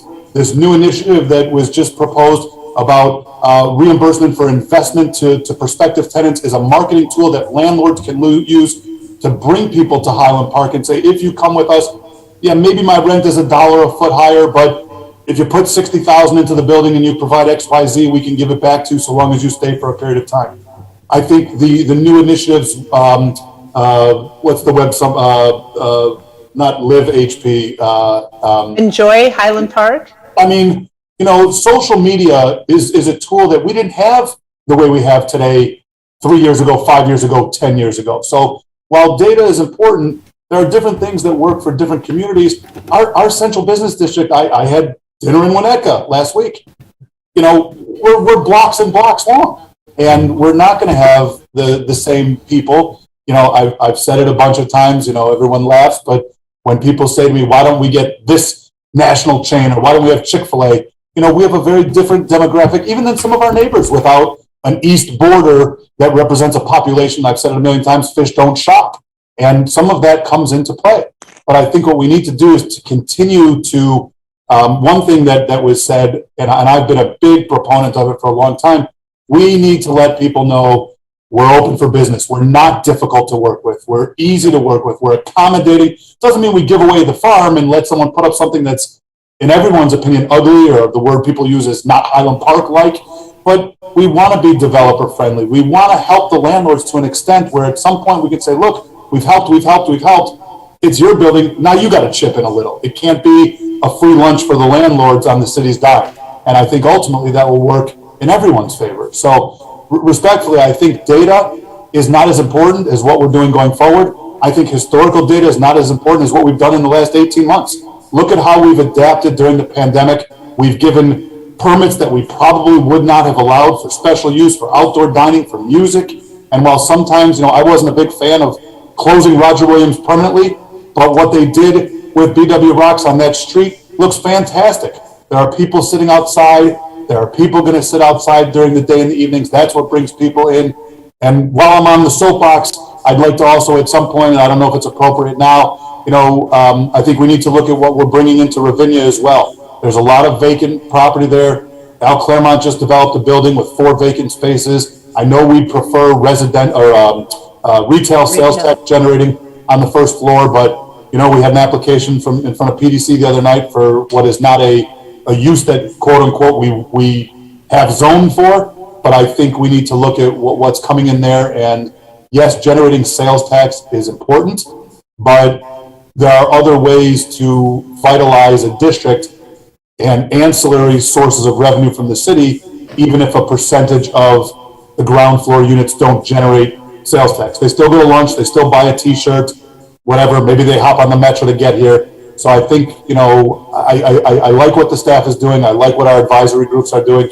And I think, to Councilperson Littleworth's comment, I think we need to work with the landlords, but if we think we're going to say, hey, you got to do this, this, and this, it's not going to work. We have to partner with them, incentivize it, and then show them what we're willing to do, and then say to them, hey, we've done our part. Now you got to put a little money into your facade so it's not falling down. Now you got to pave that driveway in front of your building so it looks appealing from the curb. So just my 2 cents. Thank you, Mayor. Thank you. And I want to add kudos to the team for being nimble, in particular during the pandemic. So many of our businesses were able to survive because of less than 24-hour turnarounds on permits, getting rid of fees on specific permits, thinking outside the box and being creative. And Rob and Carolyn and your teams were unbelievable in the middle of that crisis, and the way you were able to quickly turn around, respond, and help them move forward with their visions. I think it's also important to note Andres and Gita and Rob and Carolyn and I all walked around the entire Central Business District with the landlords and pointed out opportunities, not just for the city to invest in infrastructure, but for these private property owners to invest in their own property in a way that makes their facades and makes their buildings more appealing to the consumer. And it was interesting to hear some were holding each other accountable and saying, hey, buddy, you're not holding up your end of the bargain. I think it's important to note several properties have been vacant for over 10 years. And Steve, I think, can confirm this. What the city can do to move those forward in terms of penalties is pretty limited. One would hope that people would want to have occupants in every single piece of their property. For reasons I don't understand, several of them have been left open for over a decade. We've offered them incentives. We've offered them all kinds of opportunities to move forward. It doesn't make sense to me, but as a reminder to those who aren't quite understanding where this is all going, this is a capitalist economy, and we can't force people to put things in or take things out that they don't want. And that's one of the great challenges. Steve, feel free to chime in, or I'll move on to Annette. You're good. Okay, Annette, thank you. Okay, just very quickly. So first of all, I really appreciate some of the comments that have come out right now. I actually agree with the mayor. I don't think we should create more and more ways in. I'm not asking staff to do something like that. I think if it's easy to do by zip code, I do think it's relevant. Unfortunately, I do think vibrancy and vacancy, unfortunately, are the flip sides of a coin with their little V's in there. And it's part of our learning process to determine what our community may want.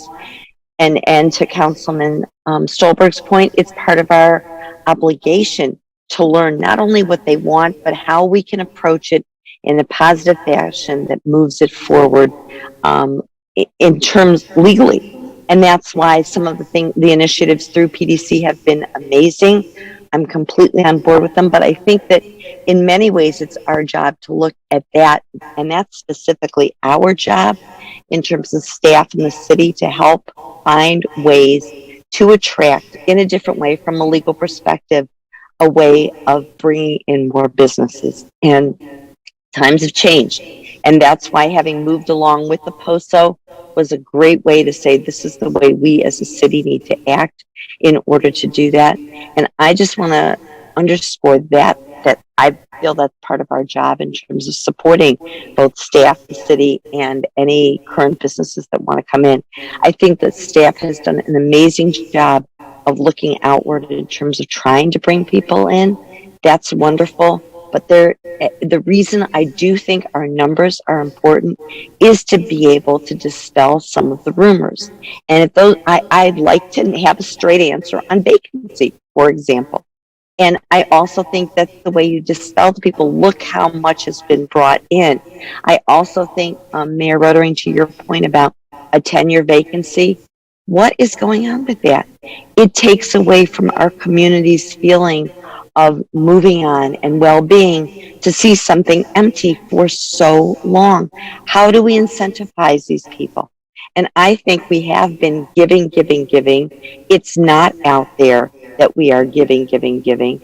So much was done to keep businesses in business last year that the community does not know about. I think we're on the way to doing that through our media program and our social outreach, and I think that's phenomenal. But we need to change this image, and I think we're in the process of doing that. But I don't think we should just, I just think we need to monitor it very closely and keep up the hard work that's been going on. But something has to change, and I think some of that does need to come from our landlords, whether or not we're able to incentivize them. And so if you have any suggestions, I'm all ears. I think it's abundantly clear that our former council colleague, Alyssa Noble, put forth the experiential opportunities, getting rid of the POSO, promoting pop-ups, all the creative ideas were put forward from her as the liaison to the BDAG and so forth. So if you have other suggestions, bring them our way. But I think in terms of the narrative, I think we need to talk about these are things that we are already doing, and these are incentives that are already there. And it is a complex balance in this type of an economy when you have so few landlords controlling so much property in one place. So I think it's incumbent on us both to be ambassadors to our constituents as well as to other retailers. Again, I've reached out to restaurants. I've reached out to coffee shops. I've reached out to people that everybody mentions. And for a number of reasons, they either cannot or currently cannot come here, but are interested. And they've been in touch with Carolyn. But let's be honest. I mean, we are really marching up a pretty steep incline, given all the challenges that come from online shopping and a pandemic that keeps whipsawing us back and forth. So if you have further ideas, I am all ears. Andres? Yeah, I'd like to calibrate on the conversation around data. Clearly, there's a lot of data that's not worth chasing. So some brainstorms were done, but that may or may not fit the bill in terms of valuable data worth chasing it. However, I still would want to make the point that we need more data to make some better decisions. We can't just base it on past experience or on gut or story or anecdote. All those are great. I mean, I believe in gut, I believe in story, I believe in anecdote, but we also need to see what the quantifiable data is telling us. And it's up to us, and particularly with the city staff, to determine what is the best data to chase, easiest to get, but to see trend lines, to see some key benchmarks, I think it's a very valuable thing, and I think it will help us with some of our decision making. Do you have specific data points that you'd like to see? Well, I mean, the issue of our vacancies year over year would be very helpful because, you know, when we see a list of best practices that have been enacted, I like the best practices that were listed. I like the fact that things are easier or we've done all these changes, but what I don't know is what's the impact of those changes compared to the previous year, the year before that, and then going forward, as people get used to the new procedures, are our trend lines getting better on this? How much, you know, shorter does it take to get a permit? Is it yielding more people knocking on our doors to invest, et cetera, right? So I'd like to see sort of the through line of, did that best practice yield the impact we hoped it would get? And part of it is through measurement. And so not to be the devil's advocate, so I'll be sort of the tiny devil's advocate, but I just want to share with you. So previously we had reports that did show occupancy. I believe they're online. If not, we'll get them back online. And they also provided sales tax revenue per square foot. But now that we've removed the POSO, that's not a helpful metric because things are changing. We're now allowing non-sales tax generating businesses to be within the same footprint. So that's one thing that I think is important to note. Carolyn, you look like you want to say something. Keep going? Okay, fine. So in any case, I don't know, are those reports still online, the ones that were showing the occupancy by, I don't remember if it was by zip code? No, it looks like, do we not get that from CoStar any further? No, we do not. That we would have to create. Okay, and that's pretty impossible given that it has to be store by store, property by property, given how many hundreds of properties we have that are considered business properties. Michelle? Yeah, thank you, Mayor. I just want to recognize that also, like, gathering all the data, we'll put a lot of data together. The pandemic was a reset. What happened before the pandemic? To me, it's like, whatever, like that, we need a new mindset. And that's what I hope we're talking about with the strategic plan, right? A mindset to get us moving forward. I'm a data person. I spend a lot of time writing. I develop a lot of information based on data, and I totally appreciate it. I just don't want to see us chasing the data to come up with, I'm not sure how looking at what Highland Park looked like 10 years ago is going to help me make a better decision about what it should look like tomorrow. So I want to know what people want. I want to know what trends there are in the market. I want to know what kinds of things are appealing to a younger generation. If we're looking at our census data and saying, hey, we're seeing younger people coming here, what do those younger families want? Food trucks Thursday, I can tell you. Right? Like they want stroller friendly. Somebody, I see posts all the time. Is it family friendly? I want a bar that's family friendly. How do we do that? Right? Because that's what people are looking for. There were posts about the new distillery in Highwood, and they said, that distillery looks awesome. Can I bring my kids? That's something I never would have thought of when I had young kids at home. I was like, if I'm going to a distillery, the last thing I want to do is bring my kids. But you know what? Things have changed. People want to bring their families. They want to hang out. Their neighbors are there. So that's the kind of data that I want to understand. What people in the demographic that we're trying to attract as well want to do here. You go to Food Trucks Thursday, and I'm still grateful to the bottom of my heart, Carolyn, for you and Alyssa and your team for coming up with that concept, because every Thursday, that is the future of Highland Park. I don't know any of those people when I go there, and I think that is awesome, right? I've lived in this neighborhood for nearly 20 years, and I'm like, who are all these people? And it's amazing. So anyway, I just want us to be forward-looking. Sure, let's have some data, but let's not focus on like, what did we do before? How many restaurants did we have? What's open? What's not? No, let's talk about what kinds of information is going to help us like bring people here, like look at what they're looking for. What are these people coming out from the city who have decided that they can work from home? What's important to them in terms of retail options and non-retail options, and putting the pediatrician's office there because there's a bunch of kids. That's great. So that kind of stuff, not so much dwelling on, well, how do we look compared to enough, like let's find out what people need and move forward with it. Well said. Gita? Thank you, Mayor. Appreciate everyone's feedback tremendously. So we'll go back with our team and take a look at our work plan, the steps that will be undertaken, and make sure that's clear so we are all on the same page. So just two things really I just want to emphasize. One, I just want to stress the fact that this is an evolving document. So once this document is drafted, it is regularly evolving. Something doesn't work, we shift, we go in a different direction, something new comes to our attention, we think it'd be great to proceed, we run with it. And so that I think is an important element. And then two, I really just want to emphasize the review that is undertaken as we evaluate best practices. We've talked about there's a lot of different buckets that we tap into to assess what we're going to do. Public feedback, business feedback, property owners. So that's in our little circle here. But we as a staff are also undertaking what are best practices nationwide. We are regularly doing information exchanges with other municipalities in Minnesota and California and Denver and all these other places to take a look at what are they doing, how are they bringing business in, how are they retaining and supporting their existing business.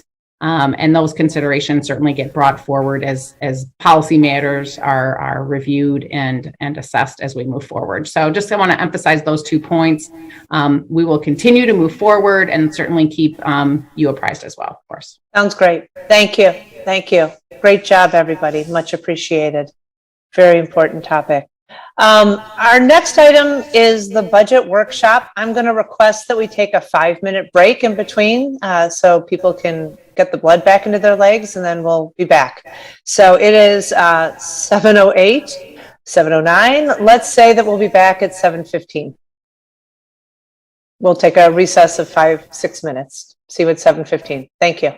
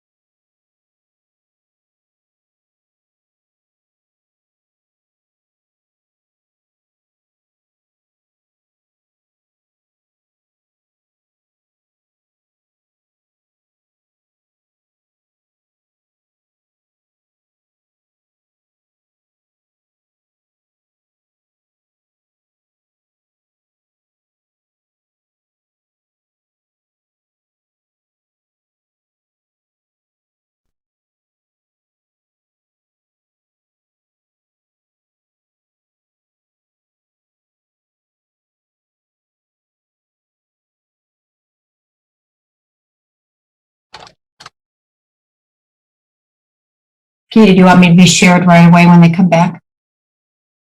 Yes, that would be great. Thanks. So I'll just make a couple introductory comments and then I will turn it over to you. So you can see it now, right? Yes.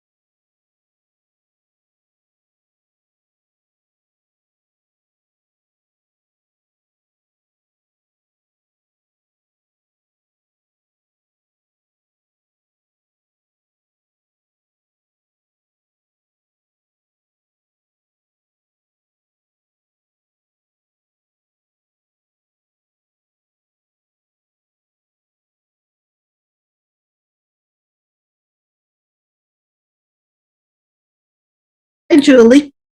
Hi, Kim. How are you? Good. How are you? I'm good. Okay, why don't we get started? Thank you, Julie. You're welcome, Mayor. All right, for residents that are just joining us, so this is a committee of the whole meeting and this starts a presentation for our budget workshop. Mayor, I'll just make a couple of introductory comments and then the plan for this evening is to share with the City Council and the public the agenda items that you see here on the PowerPoint presentation.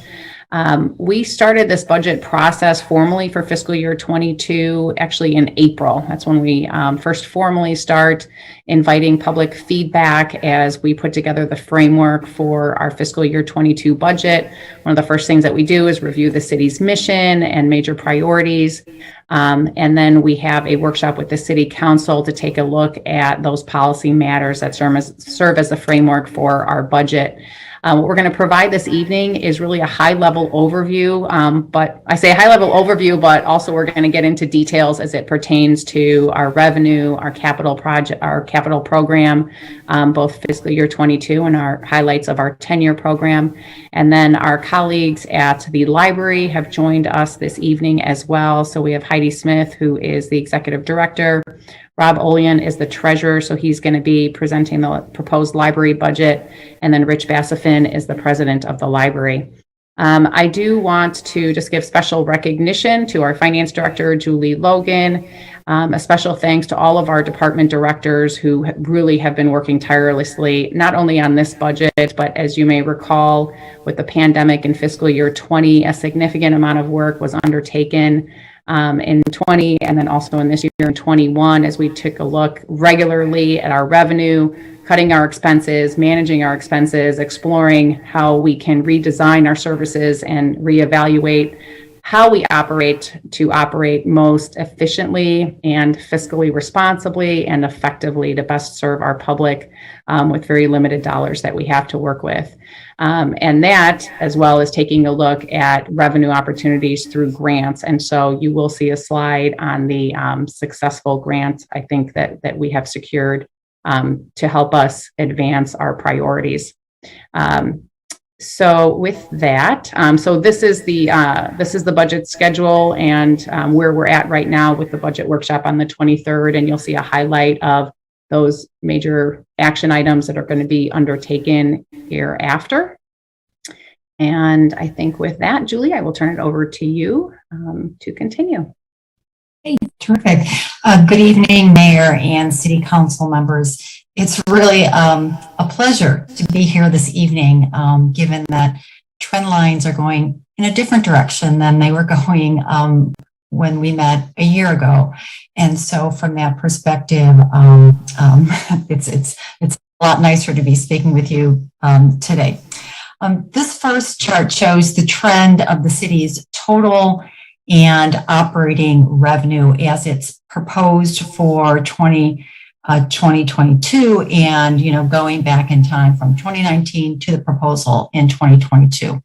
Total revenue is shown on the upper left and operating revenue is shown on the upper right. The 2022 operating revenue of $82 million, excluding asset sales, transfers, and bonds, is expected to be 2% higher than 2021. And 2021 is expected to be 9% higher than 2020. That's obviously going in a different direction than we were going last year. And as you can see from where 2019 is, we are reaching, a much faster recovery than we thought we were going to be at this point in time last year. 2022 total revenue of $101 million is expected to be 4% lower than 2021, although 2021 is expected to be 22% higher than 2020. Some of those numbers can seem quite surprising.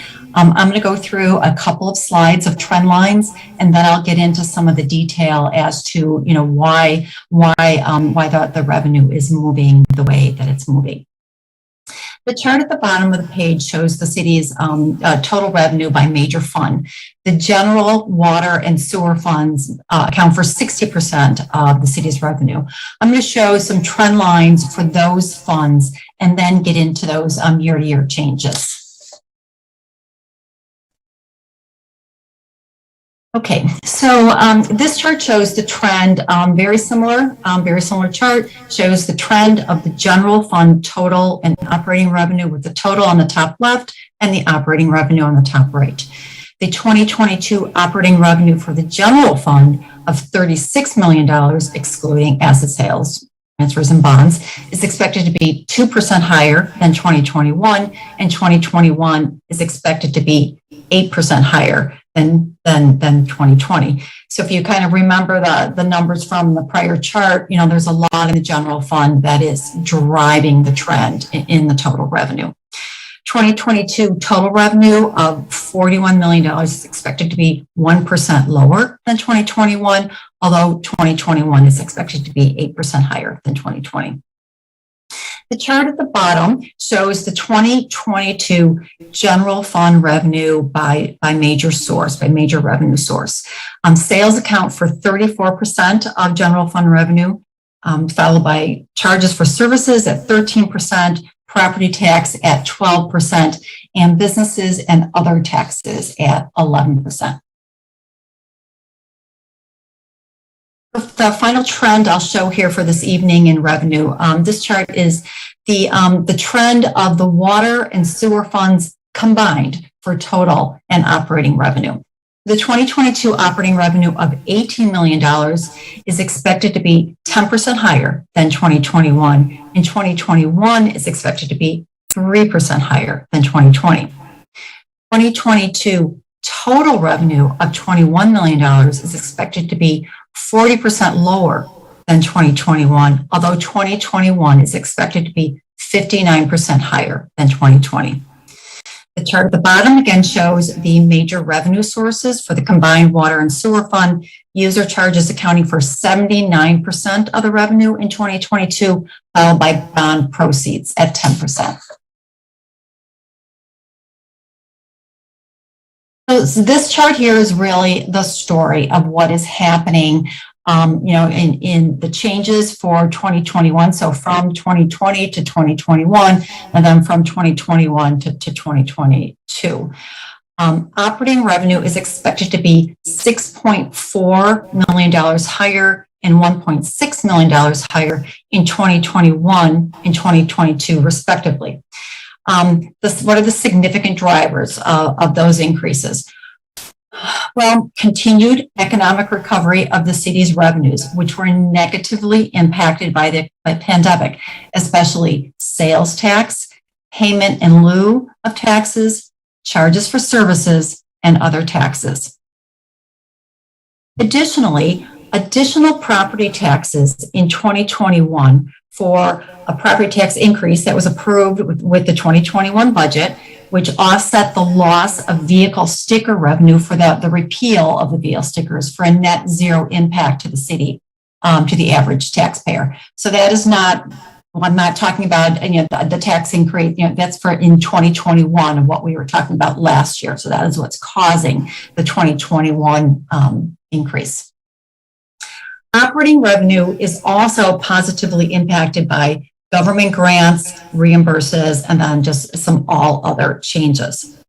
So a couple of things driving then going from operating revenue, which is the orange, the change, the orange in the middle of the slide, to the total revenue change, which is shown on the bottom of the slide. The total revenue is expected to be $19.1 million higher in 2021 and $3.9 million higher in 2022.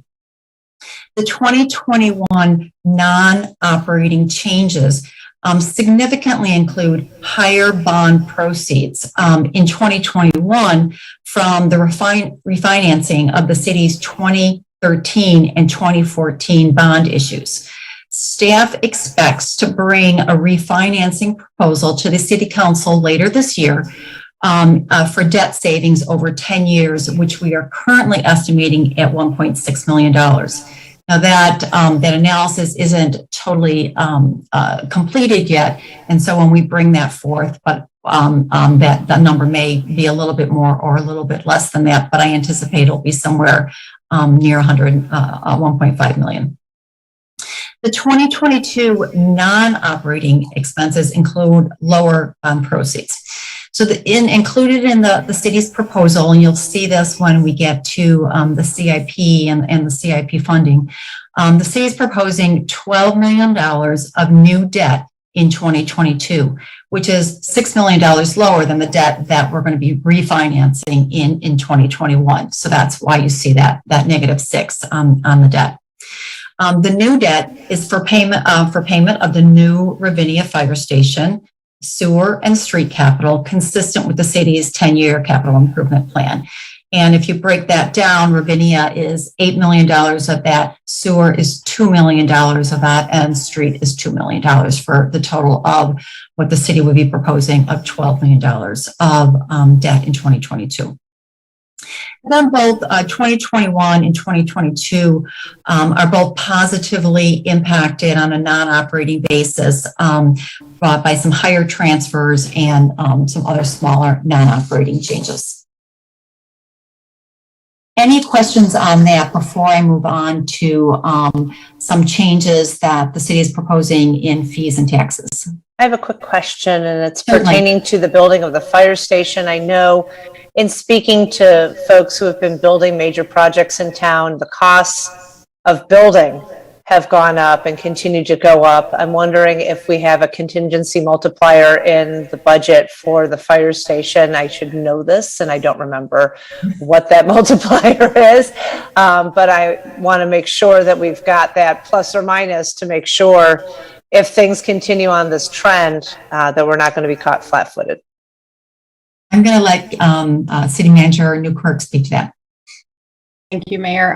We did receive updated numbers, and so this figure that is reflected in the proposed budget does take into consideration increased costs since we first budgeted for this project. And in terms of, let me just got a detailed budget. Because I think when we first were putting it into the CIP, it was more in the 7 million range. And I recognize that the costs of materials are going up and that there are labor shortages. And so obviously the cost of building is going up. And I just want to make sure that given that this project is what, a 12, 18-month timeline, we're prepared. And wouldn't it be nice if we over budget and then have that money for other things, but rather than scrambling, which we don't do. I know we don't scramble. Go ahead. We don't scramble. So we do feel comfortable with the budget number. And then in addition, we have a 5% design and a 5% construction contingency built into the budget. Great. Thank you. Don't know if there are other questions. So then, oh, yes, I'm sorry. Julie, just can you walk us through this general obligation bond receipts again, that 12 million on the 2021 and negative for the 2022? Certainly, yes. So the city issued some bonds in fiscal year 2013 and 2014. And then along the life of bonds, they will become eligible to refinance.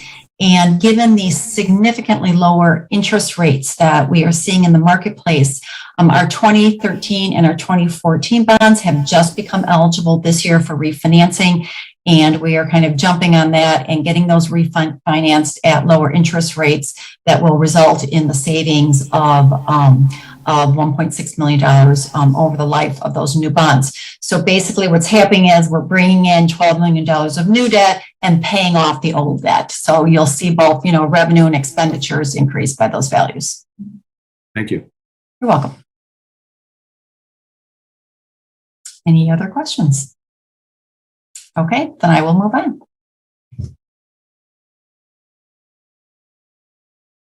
Okay, so the city is proposing 4 changes to the city's fees and taxes for 2022. First off, a 34-cent increase in the city's water rates to ensure fund sustainability. This increase is 100% consistent with the city's approved long-term water rate plan. If just to remind the city council, last year we stepped away from the long-term plan given the pandemic, and now we're proposing, moving back to the long-term plan and getting back to it.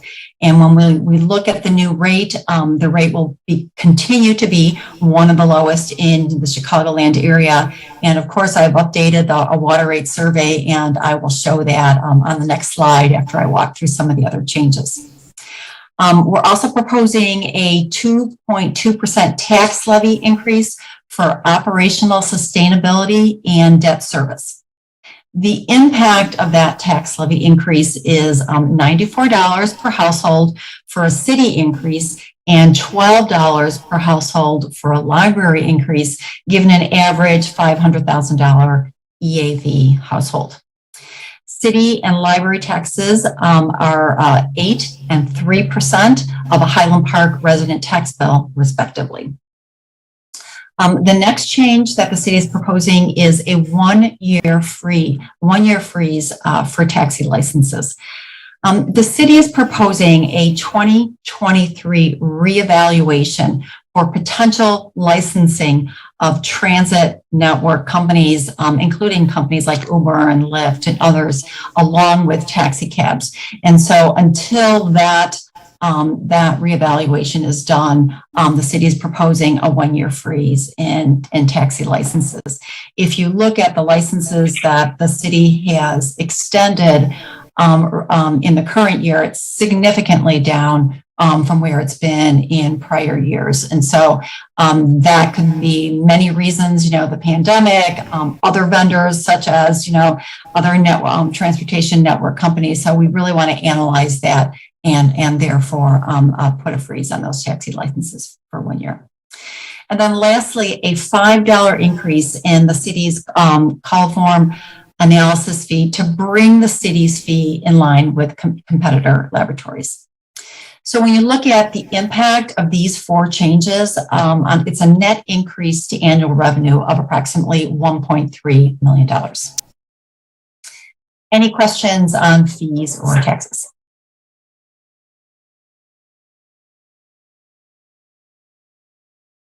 Okay, then to just this chart is the water rate survey that I referred to. The city updates this annually, and we pretty much survey, almost all the municipalities in the surrounding areas, and these are the municipalities that kind of respond to the survey.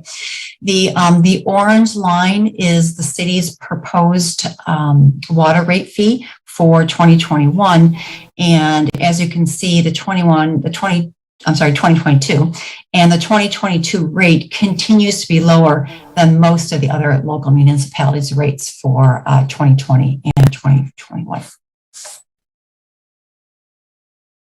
Just a quick question on this, Julie. It looks like the other ones are 2020 or 2021 rates, so we may shift downward in terms of being, lower than some of the others once we have 2022 rates, assuming they raise their rates as well. Absolutely. That is absolutely true. So obviously, the 2022 rates are not available because everyone is just in the process of doing those right now. But, for example, the Wilmette 2021 rate wasn't even available. So I don't even know, what their 2021 rate is. That could be higher. So. And is our increase, I know we had an increase proposed over a number of years and then we didn't do it last year. Is the increase 1 year's worth of increase, or are we getting back up to where we would have been had we increased last year? No, it's just 1 year's increase, and we've just shifted out the schedule. So we've just shifted everything out 1 year. We're not playing catch up. We felt that might be too big of an impact for the residents at one time. Good, thank you. Great, sure. Thank you.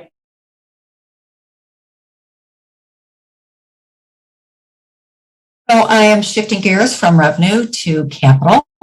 And what I'm showing here is the city's proposed 2022 capital improvements, which total $25 million with $15 million proposed for infrastructure. And you look at how that breaks down, 40% is for water and sewer infrastructure, 34% is for facilities, most notably the $8 million for the new Ravinia fire station, 19% is for streets, parking, bridges, bike walk, sidewalk, lighting, striping, and tree upgrades. And then 7% is for public safety fleet and equipment, public works fleet, and citywide technology upgrades. The financing for this capital for 2022 is 52% pay as you go and 48% debt finance, given the previously mentioned $12 million of new debt. Adam Stolberg has a question. Okay, yes.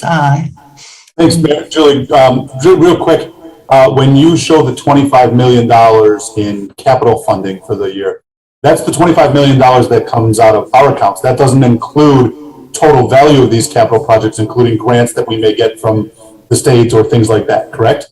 That is, no, this is the $25 million is the amount the city's going to be spending. So on the left side, that's the spend. And then on the right side is where the revenue sources come from to pay for that. So both of them equal 25 million. Perfect. Okay.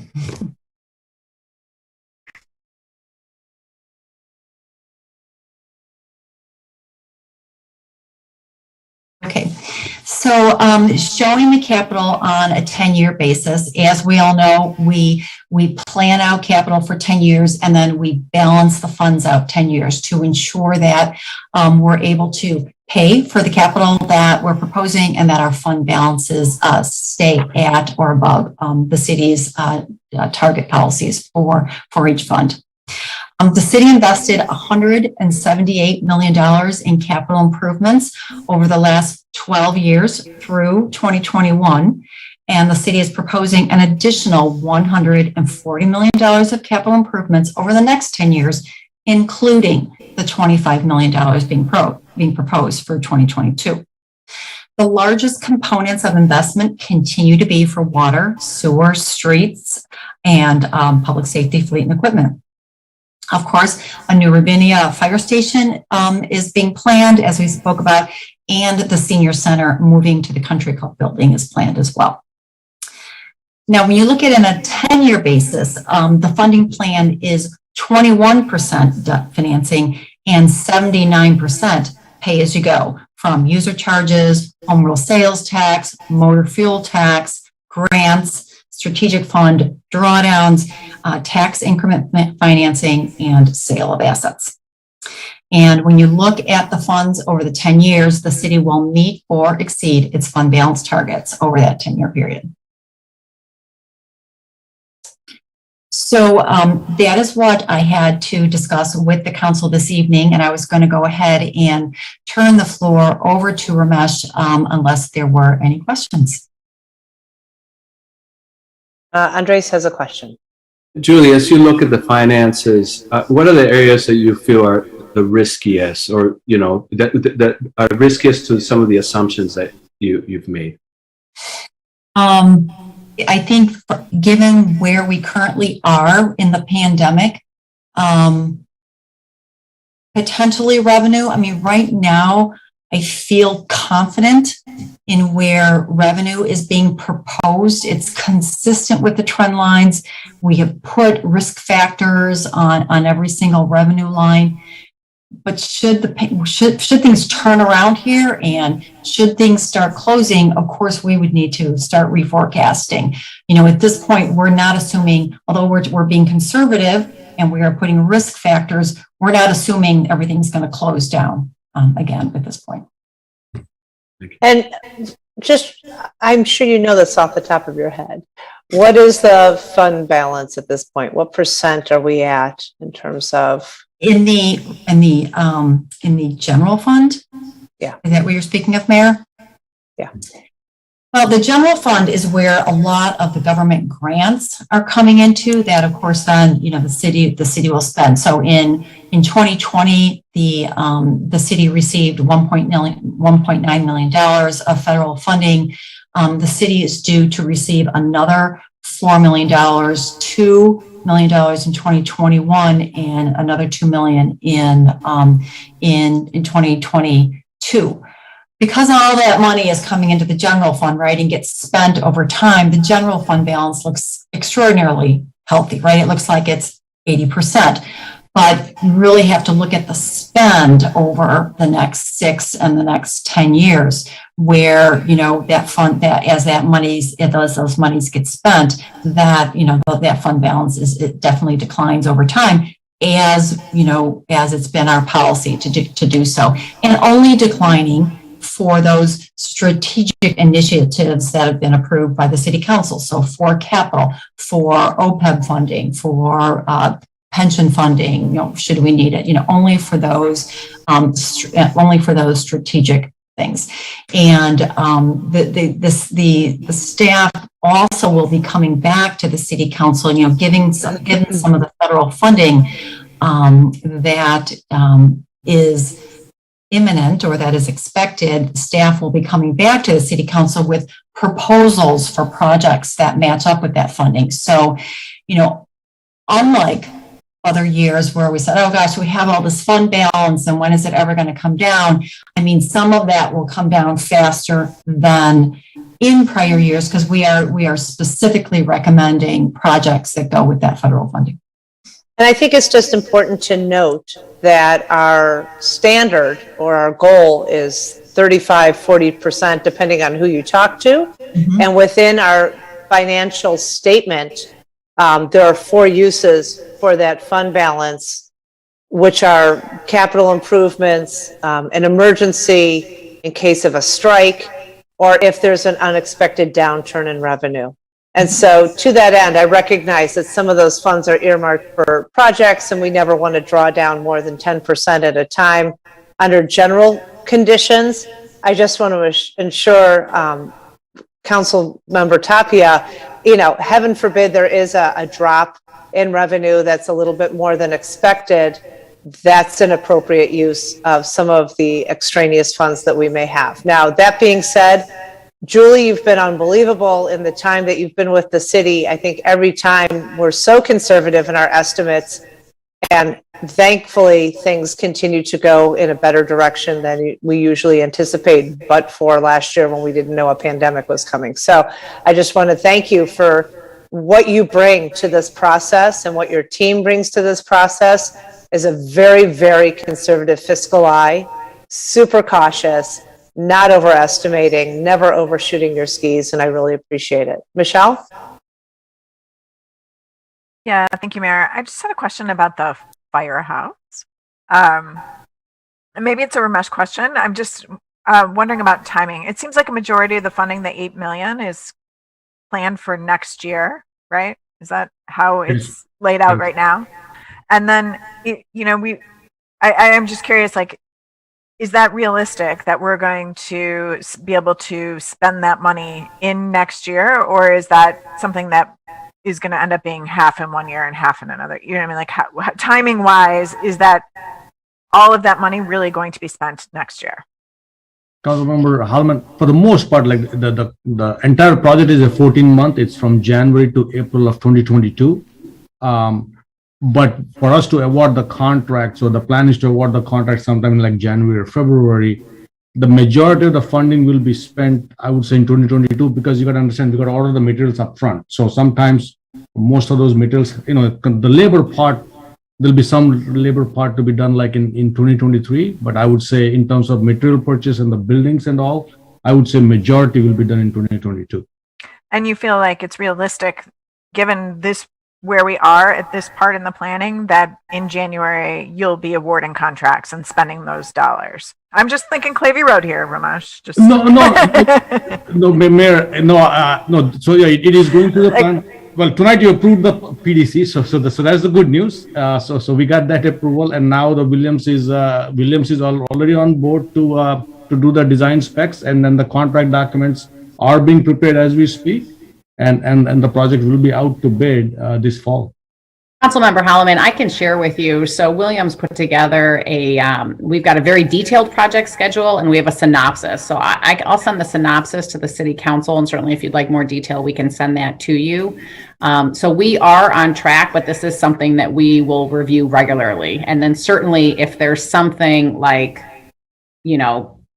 the cost of something skyrockets, or they're no longer producing something that we need, we will certainly keep the public and the council apprised of that. Right now, our consultants don't anticipate that there are going to be any of those delays. They're taking into consideration the pandemic and the price of construction and so forth. So we feel like we have a good, solid track of getting this project done in 2022. Great. Thank you so much. Mm-hmm.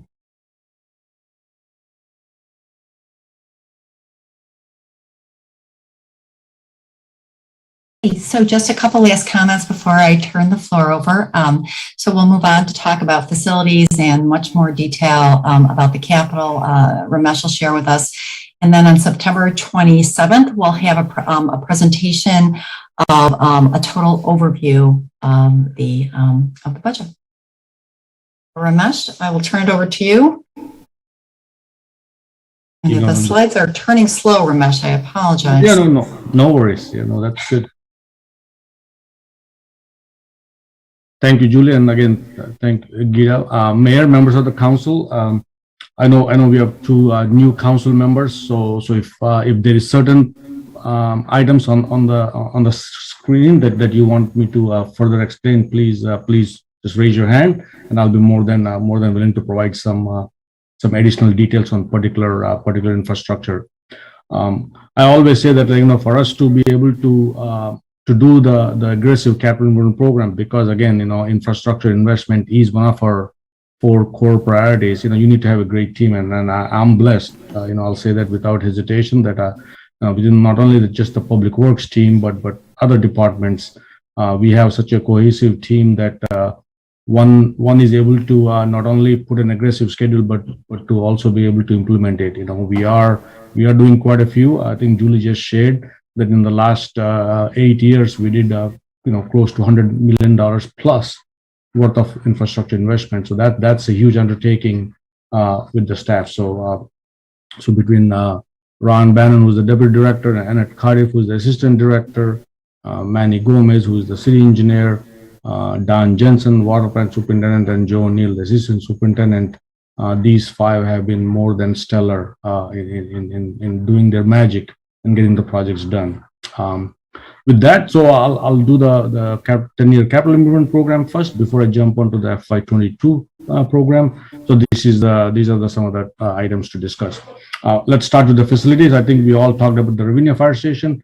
Councilmember Hallman, just to enable the Clavey Road is a IDOT project. Fire station is our project, so hopefully we'll be on board on that. So I think that's the one big difference. But in our facilities, it's happy to say that right now we have no life safety issues. As you all remember, as council members, in the last 8 years, you have invested in all our facilities, and I can say with confidence that all the mechanicals in all our buildings. Our average age is 50+ years, and we have really invested in all our facilities. Again, thanks to you and your forward thinking to get all the buildings up to par. There is still some work to do, as you can see. We still have 1.6 million. The two big projects, of course, one is the fuel station that is scheduled for next year. That is one of our 20+-year-old facility that needs to be upgraded. And that is scheduled. Again, all the facilities maintenance is done by only 3.5 people. So they do wonders. We do have a lot of contractors that we hire, but those 3.5 full-time employees do take care of all our facilities. Next slide, please. All right. So the CIP, capital program asset rating. So I think one slide that Julie just put up, the three infrastructure that we are spending a lot: water, streets, and water, sewer, streets, and the bridges. So these are some of the asset ratings. So how we determine on what infrastructure needs funding is based on the scale that we assign each of our critical infrastructure. Asphalt, streets, bridges, water mains, storm sewers, and sanitary. And based on the rating right now, asphalt streets is on the low end. It's around 2.4. We are doing well on bridges at 3. Water mains is at 3.16, and then storm sewers is at 3.1, and the sanitary is at 4. So our goal is to get all our assets rating to up to 4. That's our target rating for our priority 1. And accordingly, we are spending our money on those 4 items: asphalt, street, bridges, water mains, and storm sewer. I think in the slide that Julie produced for the 10-year, these are the infrastructure that needs upgrade, and we are spending accordingly. So I think it's a good plan in place with those projects. Next slide, please.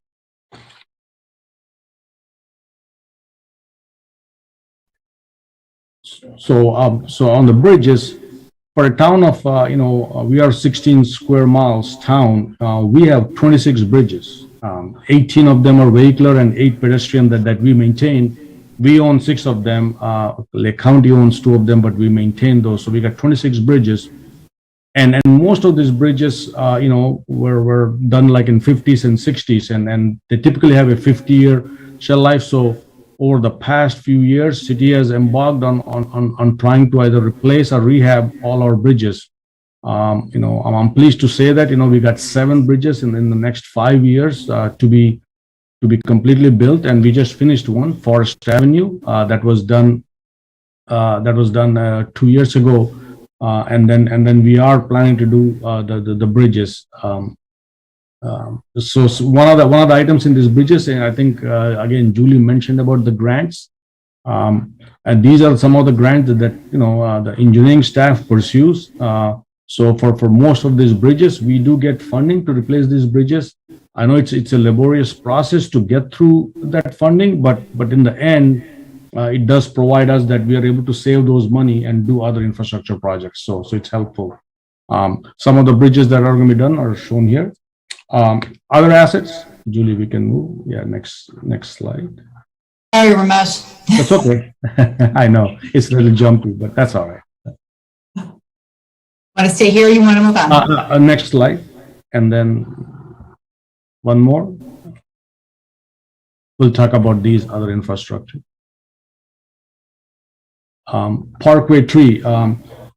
We can proudly say that, city owns and maintains close to 30,000 public trees. Those are in our parkways. As you can see, our goal is to have, everybody, we all learned our lessons from the Dutch elm disease, which impacted all the elm trees, and then the emerald ash borer, which impacted all the ash trees. Our goal is to have a 15% diversity per species. That's our goal. Right now, as you can see, we do have quite a bit of maple trees and oak trees and crab apple. As we move forward in the next 5 to 10 years, our goal is to reduce, planting those species and then increase like ginkgos and catalpas, and then we also have some Ohio buckeyes that we plan to plant. So we are trying to diversify our trees with the intent that in future, if there is some other bug that comes in, we are not going to have the impact, because ash trees, we had close to 6,000 ash trees, and now we are down to 528. So I think that is our goal, trying to diversify. And I think we have a great forestry team, led by Joe O'Neill and then Ben Miller, who's our city forester. They do a great job managing, planting, removing trees and planting new trees. So 15% diversity is what we're targeting for our future. Next slide. On the fleet side, as you all know, city has approved the Green Fleet Initiative, or the environmentally friendly policy. So all the inspector vehicles are all going to be what we call as a green fleet, or environmentally friendly, and we are moving in that direction. We are proud to say City of Highland Park since 2004 has been buying environmentally friendly vehicles. So we were one of the first ones being creative in that impact. Not only that, also in our machinery that we buy, any of the combination or any of the larger machines that we buy, we try to buy the machines which can do multitasking. It helps us reducing our fleet, and also we try to buy the equipment, either it's a equipment or a fleet that can be used throughout the year, rather than just for winter months. Previously, the thought process was to just buy the snow trucks that are used only for 5 months, but now we are buying these combination where we can have a dump body that can put salt, and then in summer months we can use for dirt and everything. So we're trying to recycle our fleet and then move forward with that. Next slide. So just to give you, as you can see, this is the rolling stock. That means the ones with the wheels. We have been dropping each year. I remember when I first started, it was like, I think close to 93 or 100. So, we are down to 72. So I think we are moving forward with that trend line to use, multitasking equipment, and also use those equipment that can run year round. Next slide, please. That's the electric car charger. That's the picture. Water CIP and water CIP. This is where all the water fund, which is the water distribution and the water production. Some of the projects that are scheduled for next year is the intake pipe. This is the pipe within our water plant. Right now we have a 54-inch pipe, almost a mile into the lake, that as it comes to the shoreline, it drops to a 30-inch. Our goal is to extend that all the way to 54 as it comes to the plant. It helps in two folds. One, you have the increased capacity, and number two, it also helps with any potential freezing that we see sometimes. So it has a twofold. And these two projects, the Half Day Road and Beach Lane, these are existing watermen that has shown increasing number of breaks, and also are undersized for that particular streets. And we are going to upgrade to our standard 8-inch standard water mains. On the Move HP side, which used to be the bike walk, we changed it, as you all recall, last year when we updated our bike walk plan. We retitled it Move HP. A couple of two big projects, Clavey Road, which is under construction right now. Next year, as part of the project, we are installing a 8-foot side path on the south side. Right now, it's a sidewalk. We're going to make it a 8-foot path. And then, of course, Sheridan Road path and Cary Avenue sidewalk. This is the project that we have the funding on our end. The mayor was kind enough to get us some grant funding on that project. So in addition, we got another grant. So we are waiting on this project to be done along with IDOT's project. IDOT is doing two culvert projects on Sheridan Road, one by Rosewood Beach and one by Lakewood. They're upgrading those culverts to bridges. It is imperative that we do our project with them because we don't want to put our sidewalk only to be ripped apart by IDOT because they're raising the roadway profile. So as part of IDOT's project, they are going to install the sidewalk, and we are going to extend that sidewalk from Roger Williams to Dean Avenue. Within Sheridan Road, which is again owned by IDOT but maintained by the city, that is the only section from the entire Sheridan Road from Lake Cook to Old Elm where it becomes Walker Avenue. That is the only section that there's no sidewalk on Sheridan Road. So city will plan to install, then the entire section of Sheridan Road will have sidewalk or bike path in its limits. And that comes soon enough. Thank you. That's correct, Mayor. Some of the fleet CIP in the 10-year capital, again, we are replacing our antiquated equipment. Automated leak detection system is something that is we are going to install with our new fuel station. These are some of the safety features that we don't have in our current fuel station system. So we are going to have a good updated system. And on the forestry side, we are again the tree planting. We buy in consortium, and then the parkway tree, as I mentioned, the goal is to have 15% of one species spread. Ramesh? Yes. I'm hoping that this will be our last fuel station. That is correct, Council Member Stone. I'm hopeful too, because we are we are building with lots of bells and whistles to meet with the comply with the state fire marshal code, and I know that this is this was not mentioned, but but we also have to remove our existing fuel. Once this is built, we need to remove our existing fuel tanks. So that's the project also in our pipeline in the next 2 years to get that work. But that is correct. This will be future will be all electric, or future will be all hydrogen or CNG, compressed natural gas. I think that's our hope that we are we can modernize our fleet in the next 20 years to the environmentally friendly vehicles. Absolutely. Well, just one more thing on that. CNG is not, we don't have CNG vehicles or CNG fueling at the moment, right? We don't have it, right. We don't have it, but that's the one. Because there's been recent information that's come out that says that they may actually be worse than diesel when you take into consideration all of the environmental impacts of the fracking, or however you get the gas and processing. That is correct. And then CNG also keep that off of our list. Right. Yeah. Right now we don't have any. We don't have any plans for CNG. That is correct. Thank you. Next slide, please. So these are some of the major projects scheduled for 10-year CIP. I think the SMART program, this was introduced to the council at our at our retreat. In June when we presented. The SMART program stands for Surface Maintenance at Right Time. Basically, I think all of you as council members have heard about the streets. City Council agreed that let's try to upgrade all our streets in a manner that is more efficient. So under this program, anything that the surface rating is less than 50, we plan to upgrade all those streets in the next 2 years. Again, with the catch that there is no underground improvements on those streets in the next 10 years. So those are the streets that we plan to upgrade under the SMART program. Clavey Road, which is under construction this year and next year, which will include new bridge and the bike path, as I mentioned. Central Avenue Bridge, this is the bridge on east end of Central Avenue. It's a currently 1-lane bridge. It's going to be 2 lanes with sidewalks on both sides and providing for that additional pedestrian safety. New fuel station that is scheduled for next year. Park Avenue West Bridge, this is the one by the Highland Park Country Club. The plan is to again put in a new bridge, and also the signal light immediately to the west of the bridge. There's already an existing sidewalk on the bridge that will remain as in place. And as part of the Park Avenue West Bridge project, we're also going to convert the concrete into asphalt. Sheridan Road and Carey Avenue side path.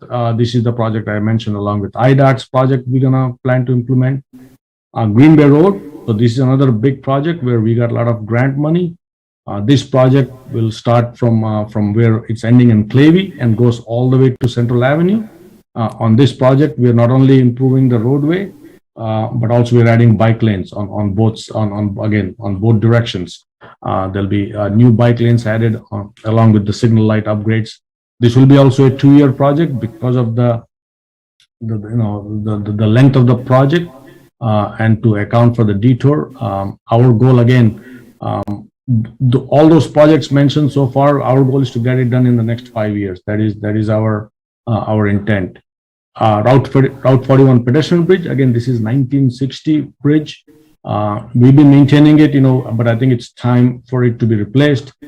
We were lucky to get a grant, but we need more grants. So we got 2 million, we need 5 million. So we are going to pursue additional grants for this bridge. That is our goal, is to get this bridge also built. And then the water plant intake project, I think I mentioned, that will be done. And then the salt dome, it is listed in our 10-year. We are fighting hard to get the money for the salt dome, but I think other priorities always take over, and the salt dome keeps getting pushed. So I'm hopeful. I know Council Member Stolberg really wants the salt dome to be built, but we are not able to find the money. So, but it is in our 10-year program. Michelle has a question or a comment, or? Oh yeah, just a sarcastic comment about the salt dome, Ramesh. I couldn't let it go, but my term ends in like 2024, so maybe just hold off until then. Hope not, Councilmember. I know I don't want to show that slide, but we are losing a lot of money. Right. But I understand. We have other priorities, and I can live with it. You're going to get your salt dome, Ramesh. No, get that pedestrian bridge over the highway. Yeah, sidewalks, pedestrian bridge, salt dome. It's not a hard choice for me. Right. Yeah. No, we'll get all those infrastructure done. We'll get it one by one. Sorry. Ramesh, the termination time for the Clavey Road improvements. It's a 2-year project, Councilmember Tapia. So this year and then end of next year. And then our plan is then in 2024 do the landscaping. So once all the hard construction is done, then we want to do the landscaping, because the plantings are typically done in spring. That's our plan, is to get the hard construction done at the end of next year. If there is time, we'll try to do the landscaping at the end of next year. If not, we will plan to do it in the following year. Okay, thanks. Again, these are the grants, and I think, again, I have to thank our staff, because if you look at it, it's almost $42 million worth of grants that we were able to put that money back into our infrastructure upgrades. These are some heavy grants that, again, I know the mayor and the council were very supportive of what grants to pursue. Staff done a great job submitting, because they just don't give it. You have to provide your paperwork, and you've got to provide your reasoning for these grants. And again, we are able to secure, again, all parts of public works, the grants do come in. So. Well, thank you. And please thank the team, because those are not easy to obtain. Absolutely. Thank you. Next slide. So now I'm just going to go over the FY22. So this is mainly for next year. Some of the upgrades for the sanitary sewer, there is a Villas lift station. This project was put into the ARPA fund. So hopefully, we are going to use that money once it comes to do that project. On the storm sewer side, Clavey Road and the Green Bay is the design portion is going to be fuel station. Also has a little bit of brick pavers, the existing parking lot on the at the Firearms Training Center. We are going to put the pavers, so that's why some of the sewer funds are being used. And of course, the Central Avenue Bridge project, as I mentioned, that will be under construction next year. This is regarding the facilities and forestry. This is for next year again. We are buying, the equipment buys. We're buying some hybrid vehicles for the inspectors, 2 of them. Fuel system replacement, and then the tree planting. Again, we are trying to diversify our plant species. Like this. I'm going to run this again. This is the tentative street list. So this is for the what we call is the asphalt streets resurfacing program. So the streets that you are seeing here right now, this is a tentative street list based on the current budget. So these are the streets where 3 inches of asphalt are going to be grinding, and then we're going to put in 3 inches of new asphalt. This is our street resurfacing program. This program also entails replacing curbs, sidewalk, all that repair. So this is like the full program that we have been doing for years. Next slide. Now this is the SMART program where we are only treating the surface treatment. That means 1.5 inches will be grind from the surface, and then 1.5 inches of new asphalt will be put in. There'll be not much work on the curbs. So some of the curbs may look bad, but I think the intent here is to get a new riding surface, because on all these streets, there are 4 slides to this. These are all these streets. The intent is that there's not much work going on in the next 10 years, and then the streets have shown their surface conditions are really deteriorating. So our plan is to improve them. So if you go, Julie, yeah, next slide. And thanks, Ramesh, for sharing with our neighbors on Lake and Sycamore Absolutely. why the base technologically is so good and intact that they don't need a completely new street. This is a very efficient and impactful way to smooth out the rough surfaces without spending money to basically replace streets that are still in fine shape at their base. So I appreciated the way you were explaining that to our neighbors. No, thank you. Earlier today, and that's the SMART program. That is correct. Yeah, we can move. So that's next. So on the communication side, I know that in the past few years, city has upped its communication. For example, for Clavey Road, we have a dedicated project site. But whether it's Manny or Ron or Joe, Neil, whoever is the project manager, during construction, we provide multiple areas for the residents to take impact, to get their feedback. But we also send out notifications, and we also do it in a pretty detailed manner. Typically, for a bigger project, we also always have an open house where before we go out to bid, we have a meeting with the residents and we seek their feedback on any of the projects.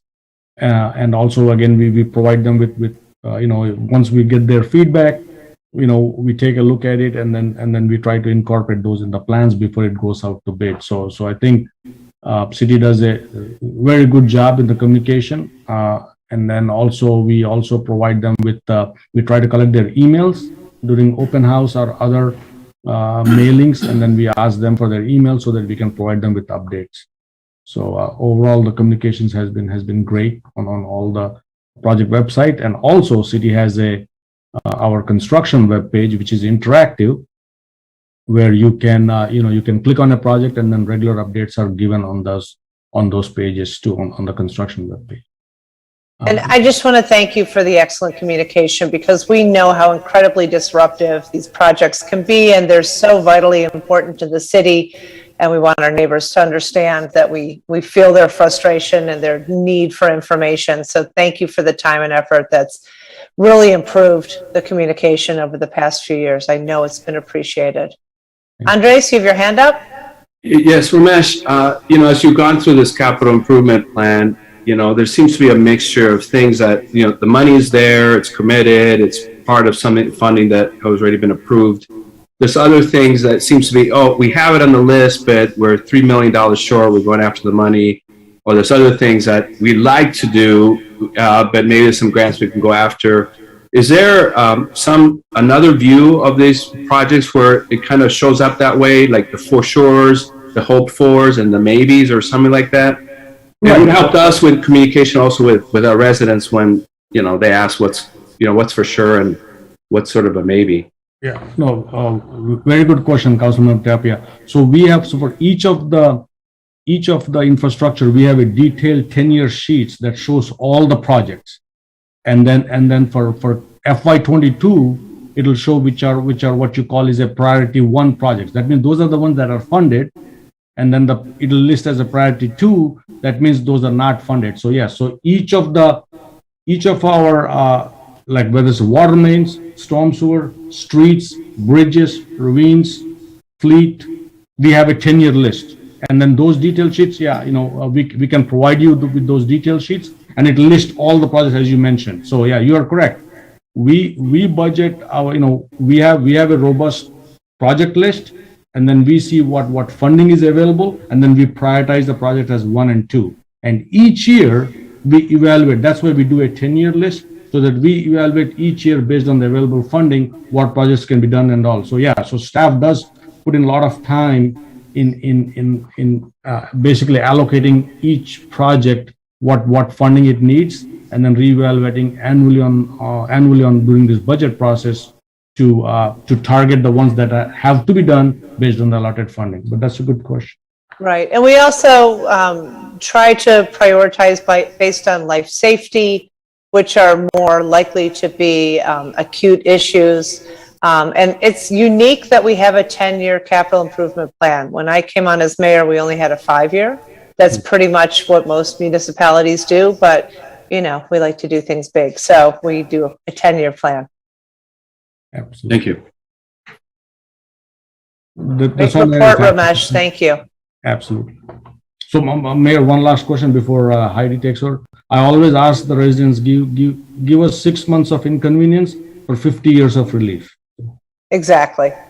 It's nice to have water mains that don't blow up in the middle of a blizzard. So that is thanks for putting up with the mess, but hopefully we'll be able to deal with that and increased precipitation and all the craziness that comes with living in the Midwest. Thanks for a great report. Okay. Terrific. Thank you. All right, the library. Thank you so much, Mayor. My name is Heidi Smith. I'm the Executive Director of the library. I joined the team in January, and it's my privilege to introduce the Library Board Treasurer, Rob Olean, who's going to present the proposed budget for 2022.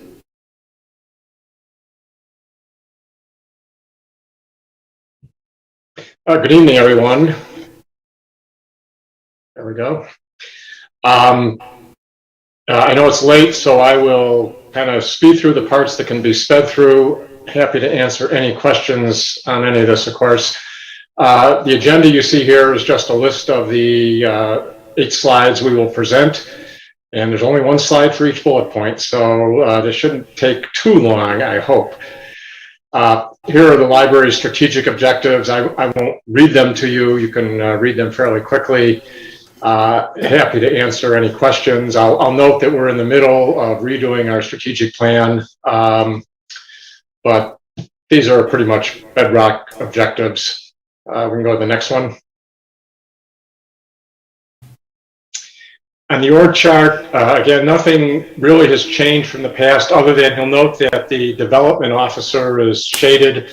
That's because we don't have one as of now, but it is our plan to try and hire one for reasons that we'll discuss a little later in connection with the potential expansion of the library down the road. But otherwise, these positions have largely remained the same for the past several years, so nothing really new to report here.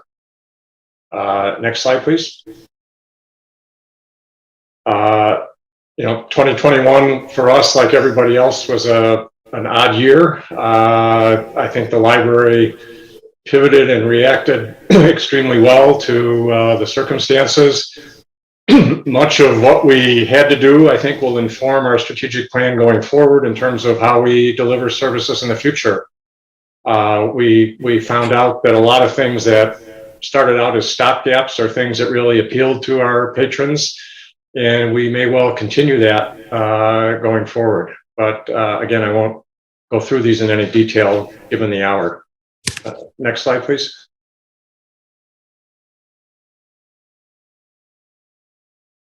And this is the list of our 2022 objectives.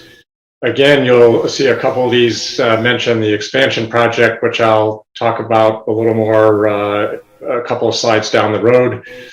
But again, most of these are just our sort of bedrock objectives and values that we continue to want to keep in place. Next. So here we get to the actual 22 budget. I'll just make one small correction. If you look at the very last column, it says 22 budget versus 22 estimate. That should be versus 21 estimate. You'll see that we are proposing a minimal property tax of increase of less than 1%. If you look at the spend columns, you'll see that nothing really much has changed in those columns. Our personnel costs are going to be down a little bit because of some consolidation of positions and so on. Our debt service will go up a little bit. The real reason for the change is we're losing some revenues. We have gone fine-free as of the middle of this year, and we did that for some major policy and equity reasons. It really brings us in line with all of our neighboring libraries. We were in the odd position that if a Highland Park resident checked out a book and returned it late, they had to pay us a fine.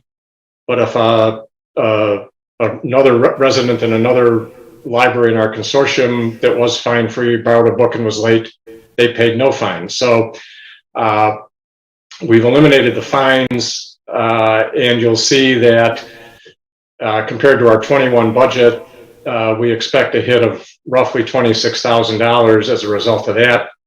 And the other decline is in our interest income, where we're down to an estimate of $26,000 from what was $45,000. As we get our property tax payments, we tend to invest them in short-term CDs. And for the last several months, the transaction fee to buy the CD is actually less than the interest we would receive from the CD. And so we literally just put the money in the bank at zero interest. Going back a couple of years, we're earning 3% and so on this kind of money. So you take that $19,000 and the $26,000 and fine revenue decrease, that's the $45,000, and that's pretty much the entirety of the property tax increase that we need to make up for that. Everything else is pretty much the same, depending on, again, what happens with lockdowns or not. Things may move around a little bit within these as programming costs go down, our revenue from programs goes down. So those tend to move in sync. We have additional costs for wipes and shields and so on if we're in a COVID situation again. But all in all, we don't expect to see any significant change in our operating expenses other than the personnel line item as noted. I guess before I go on, any questions on this page? I just want to give the library a shout out. You'd mentioned the pandemic pivot, and frankly, it sounds from what I've heard that the library really was sort of the nucleus of the atom of sanity in this town during the pandemic, that really was what kept people from going completely bonkers. So I just want to thank you and everybody on your team for all the hard work that went into, whether it was the drive up, whether it was the electronic stuff, everything that you did really gave people sort of a place to focus their attention. So thank you. Oh, thank you. If there are no questions on the budget, we can move to the capital improvement plan. Here you see the capital improvement plan. Again, one little mistake to correct. In the 2023 column, the total there should be 445 instead of 420. And then the 10-year footing should be 8430 instead of 8405. The 25,000 got left off somehow. You'll see for 2022, the big expense is door, window, and framing replacements.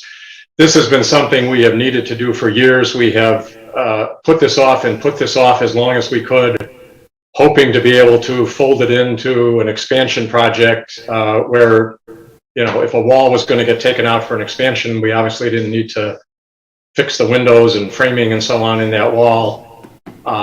The consultant we retained to advise us on our building needs has told us we just can't wait any longer. And so we're going to have to do a significant amount of this year. Some facade updates, and the computerization and furniture and equipment replacement is fairly standard. The computerization number is a little higher this year because we need some new server capacity. And we are getting new checkout machines, automated self-check machines. Those needed to be replaced. And so you'll see that the number for 2022 is about $40,000 higher than it is in a normal year. But those things should last us for the next 10 years. The big number in here, if you look sort of right smack dab in the middle in 2025, is a $5 million library expansion number. Once the fire station is done and some bonding capacity again becomes available, we hope to take advantage of that. I'll talk a little more about the expansion in a little bit. For those of you who were around when we first started talking about what we called the case for space 6 or 7 years ago, I guess now, you'll see that this is a significantly lower number than we were banding about at the time. That reflects a couple things. One, in the interim, we have gone ahead with several significant renovation projects in terms of redoing the youth department, adding meeting spaces, and so on. And so some of the money has been spent along the way. And secondarily, needs have changed a little bit as things have gotten more and more digital and electronic. And finally, just a recognition that there's only so much money to go around, and so we will scale back some of the plans we had. Some of the nice to haves are not going to be able to be done, and we'll stick to the need to haves.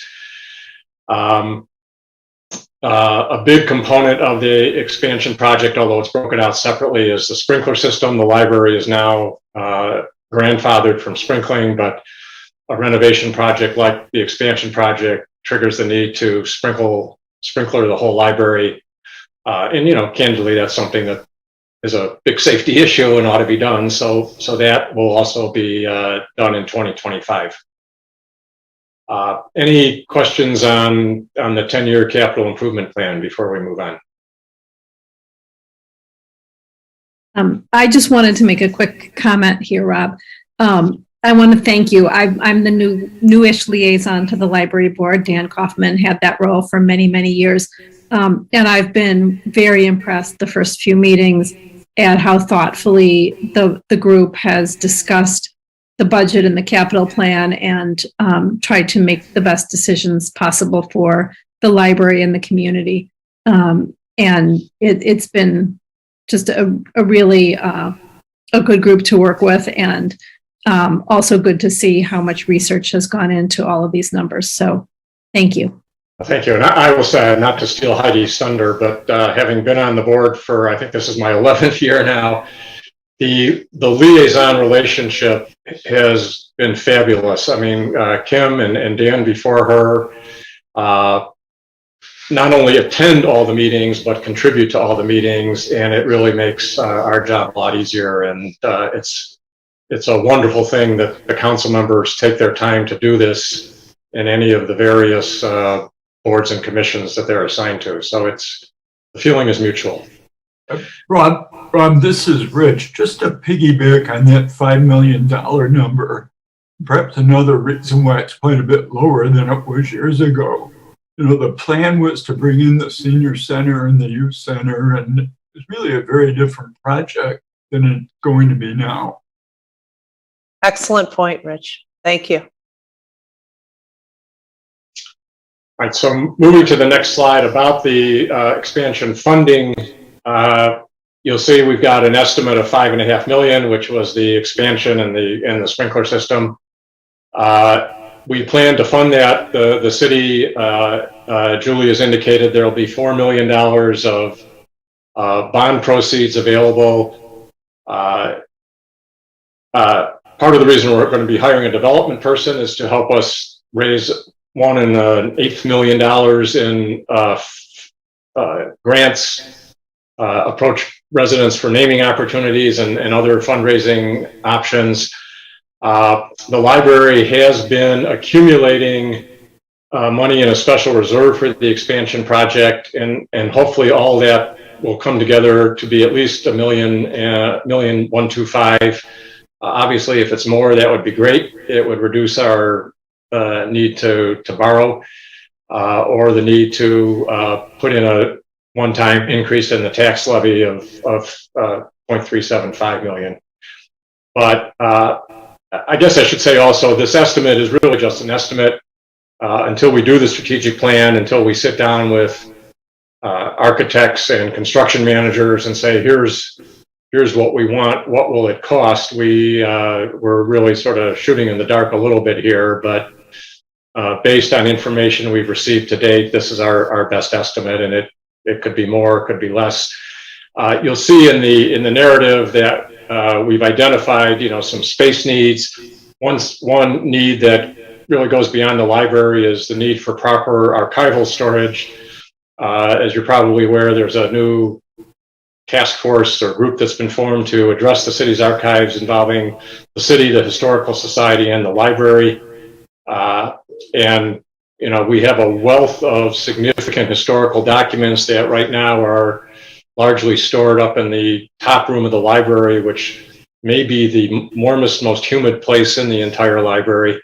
And putting these documents in a proper climate-controlled space where they really will be preserved for the future is pretty important. So that's certainly something we identified in the Case for Space 7 or 8 years ago, and that still exists today. Parking obviously is the number one complaint we hear.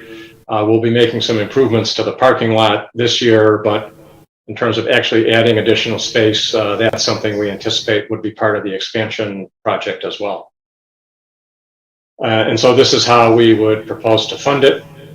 Any questions on this? And then last but not least, just the slide showing our 2022 fund balances, proposed fund balances. You'll see we remain in very good shape, even with all of the renovation work that's been done over the years. We actually expect the fund balance in total to continue to grow. And you'll see there at the bottom the special reserve, and an indication of what the size of that is. Some of that will get spent before we get to the expansion, but again, we hope to have a significant amount of that available when the expansion project rolls around to help mitigate the borrowing needs. And that's it in terms of our presentation. I'm happy to answer any questions, as I'm sure Rich or Heidi are. Terrific. Thank you so much. Any questions? That was a complete job. Thank you. Thank you. Looking forward to staying in touch as these projects proceed. Appreciate everything that you've put into the presentation. Thank you. Okay. All right.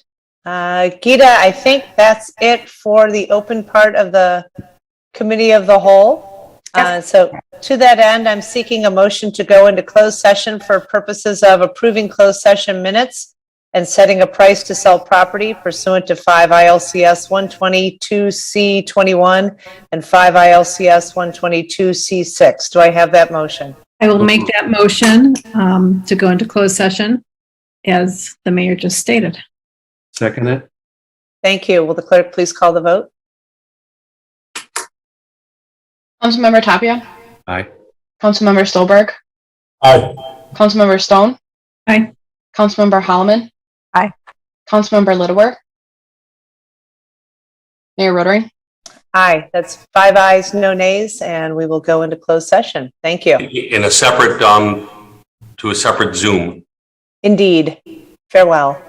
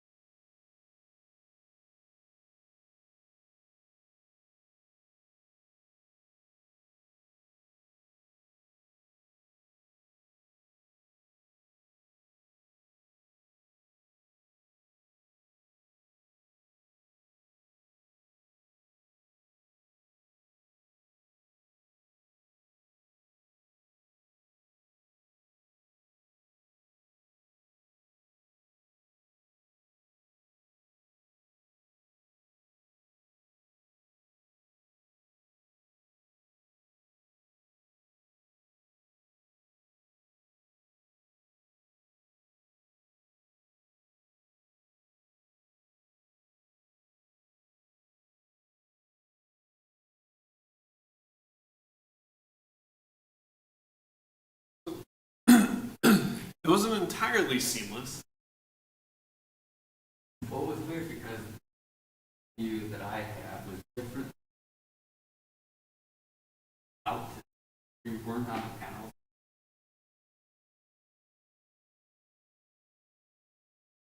Looking at 5 different screens.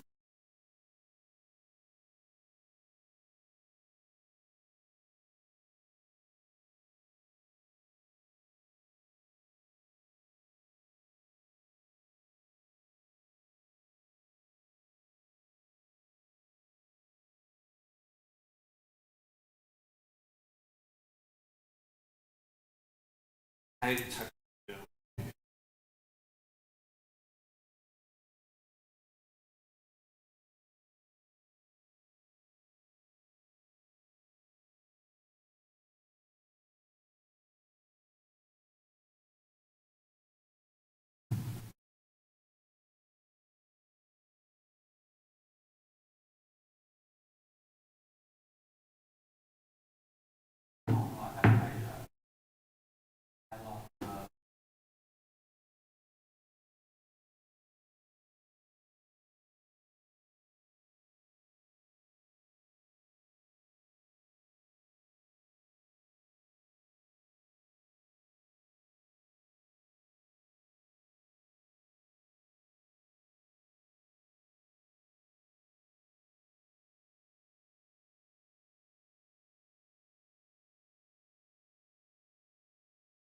Especially.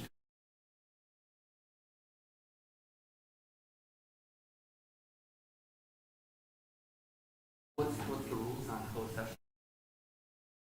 I mean, I would close that way at least.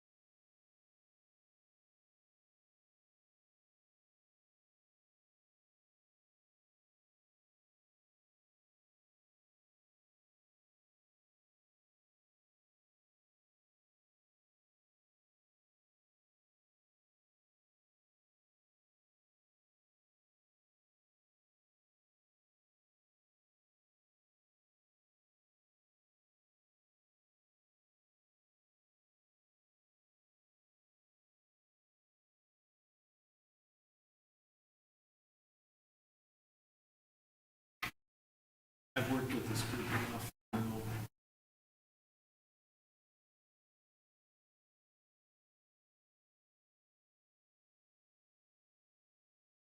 Not to, I mean, it's, the public saw it.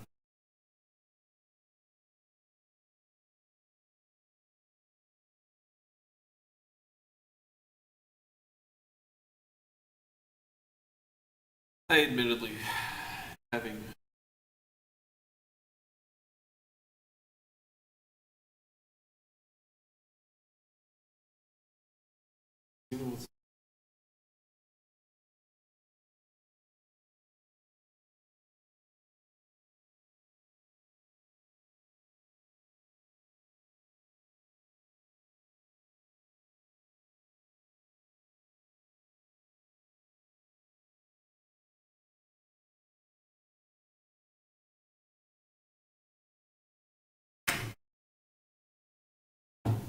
didn't, so moved on.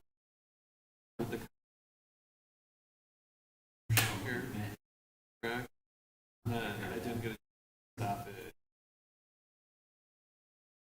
That's all.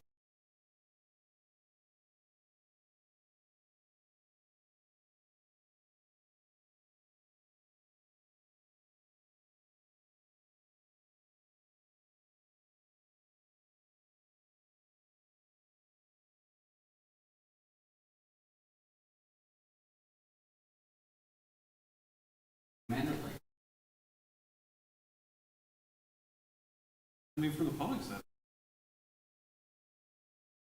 just like.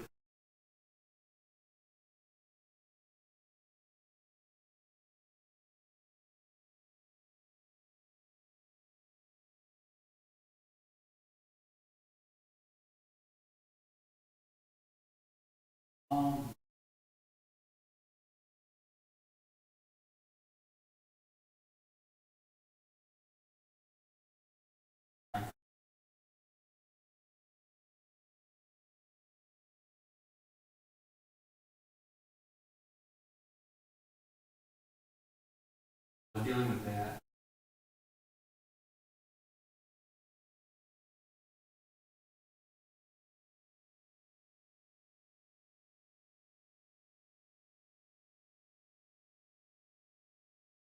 Usually that's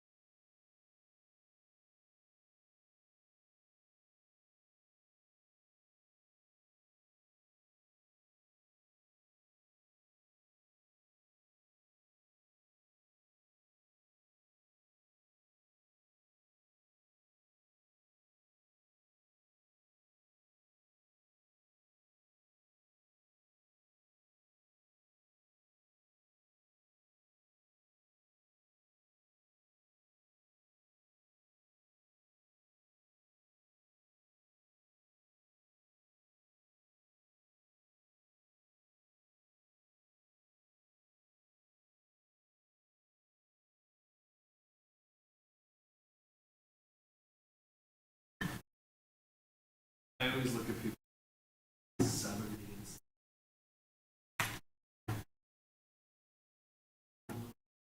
sustenance.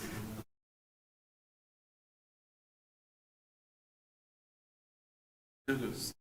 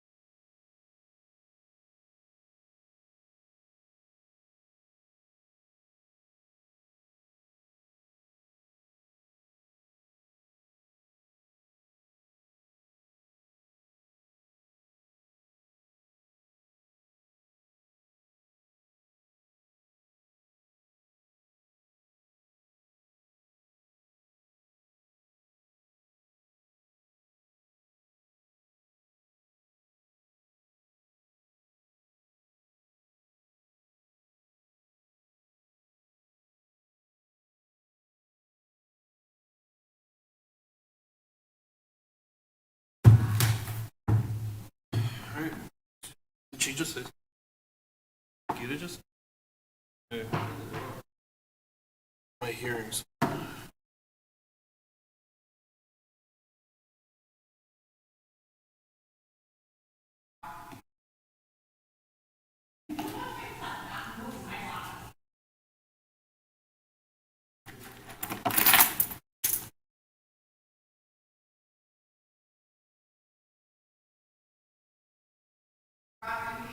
Yeah. No, that's okay. Because I was like, when the meeting ended, I was like,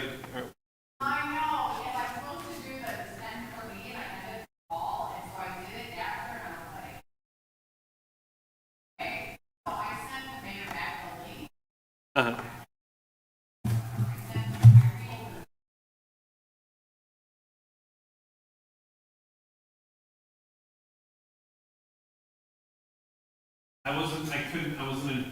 I wasn't in the participation view, so I couldn't see. Sorry, I'm coming. I couldn't see who else was in the meeting.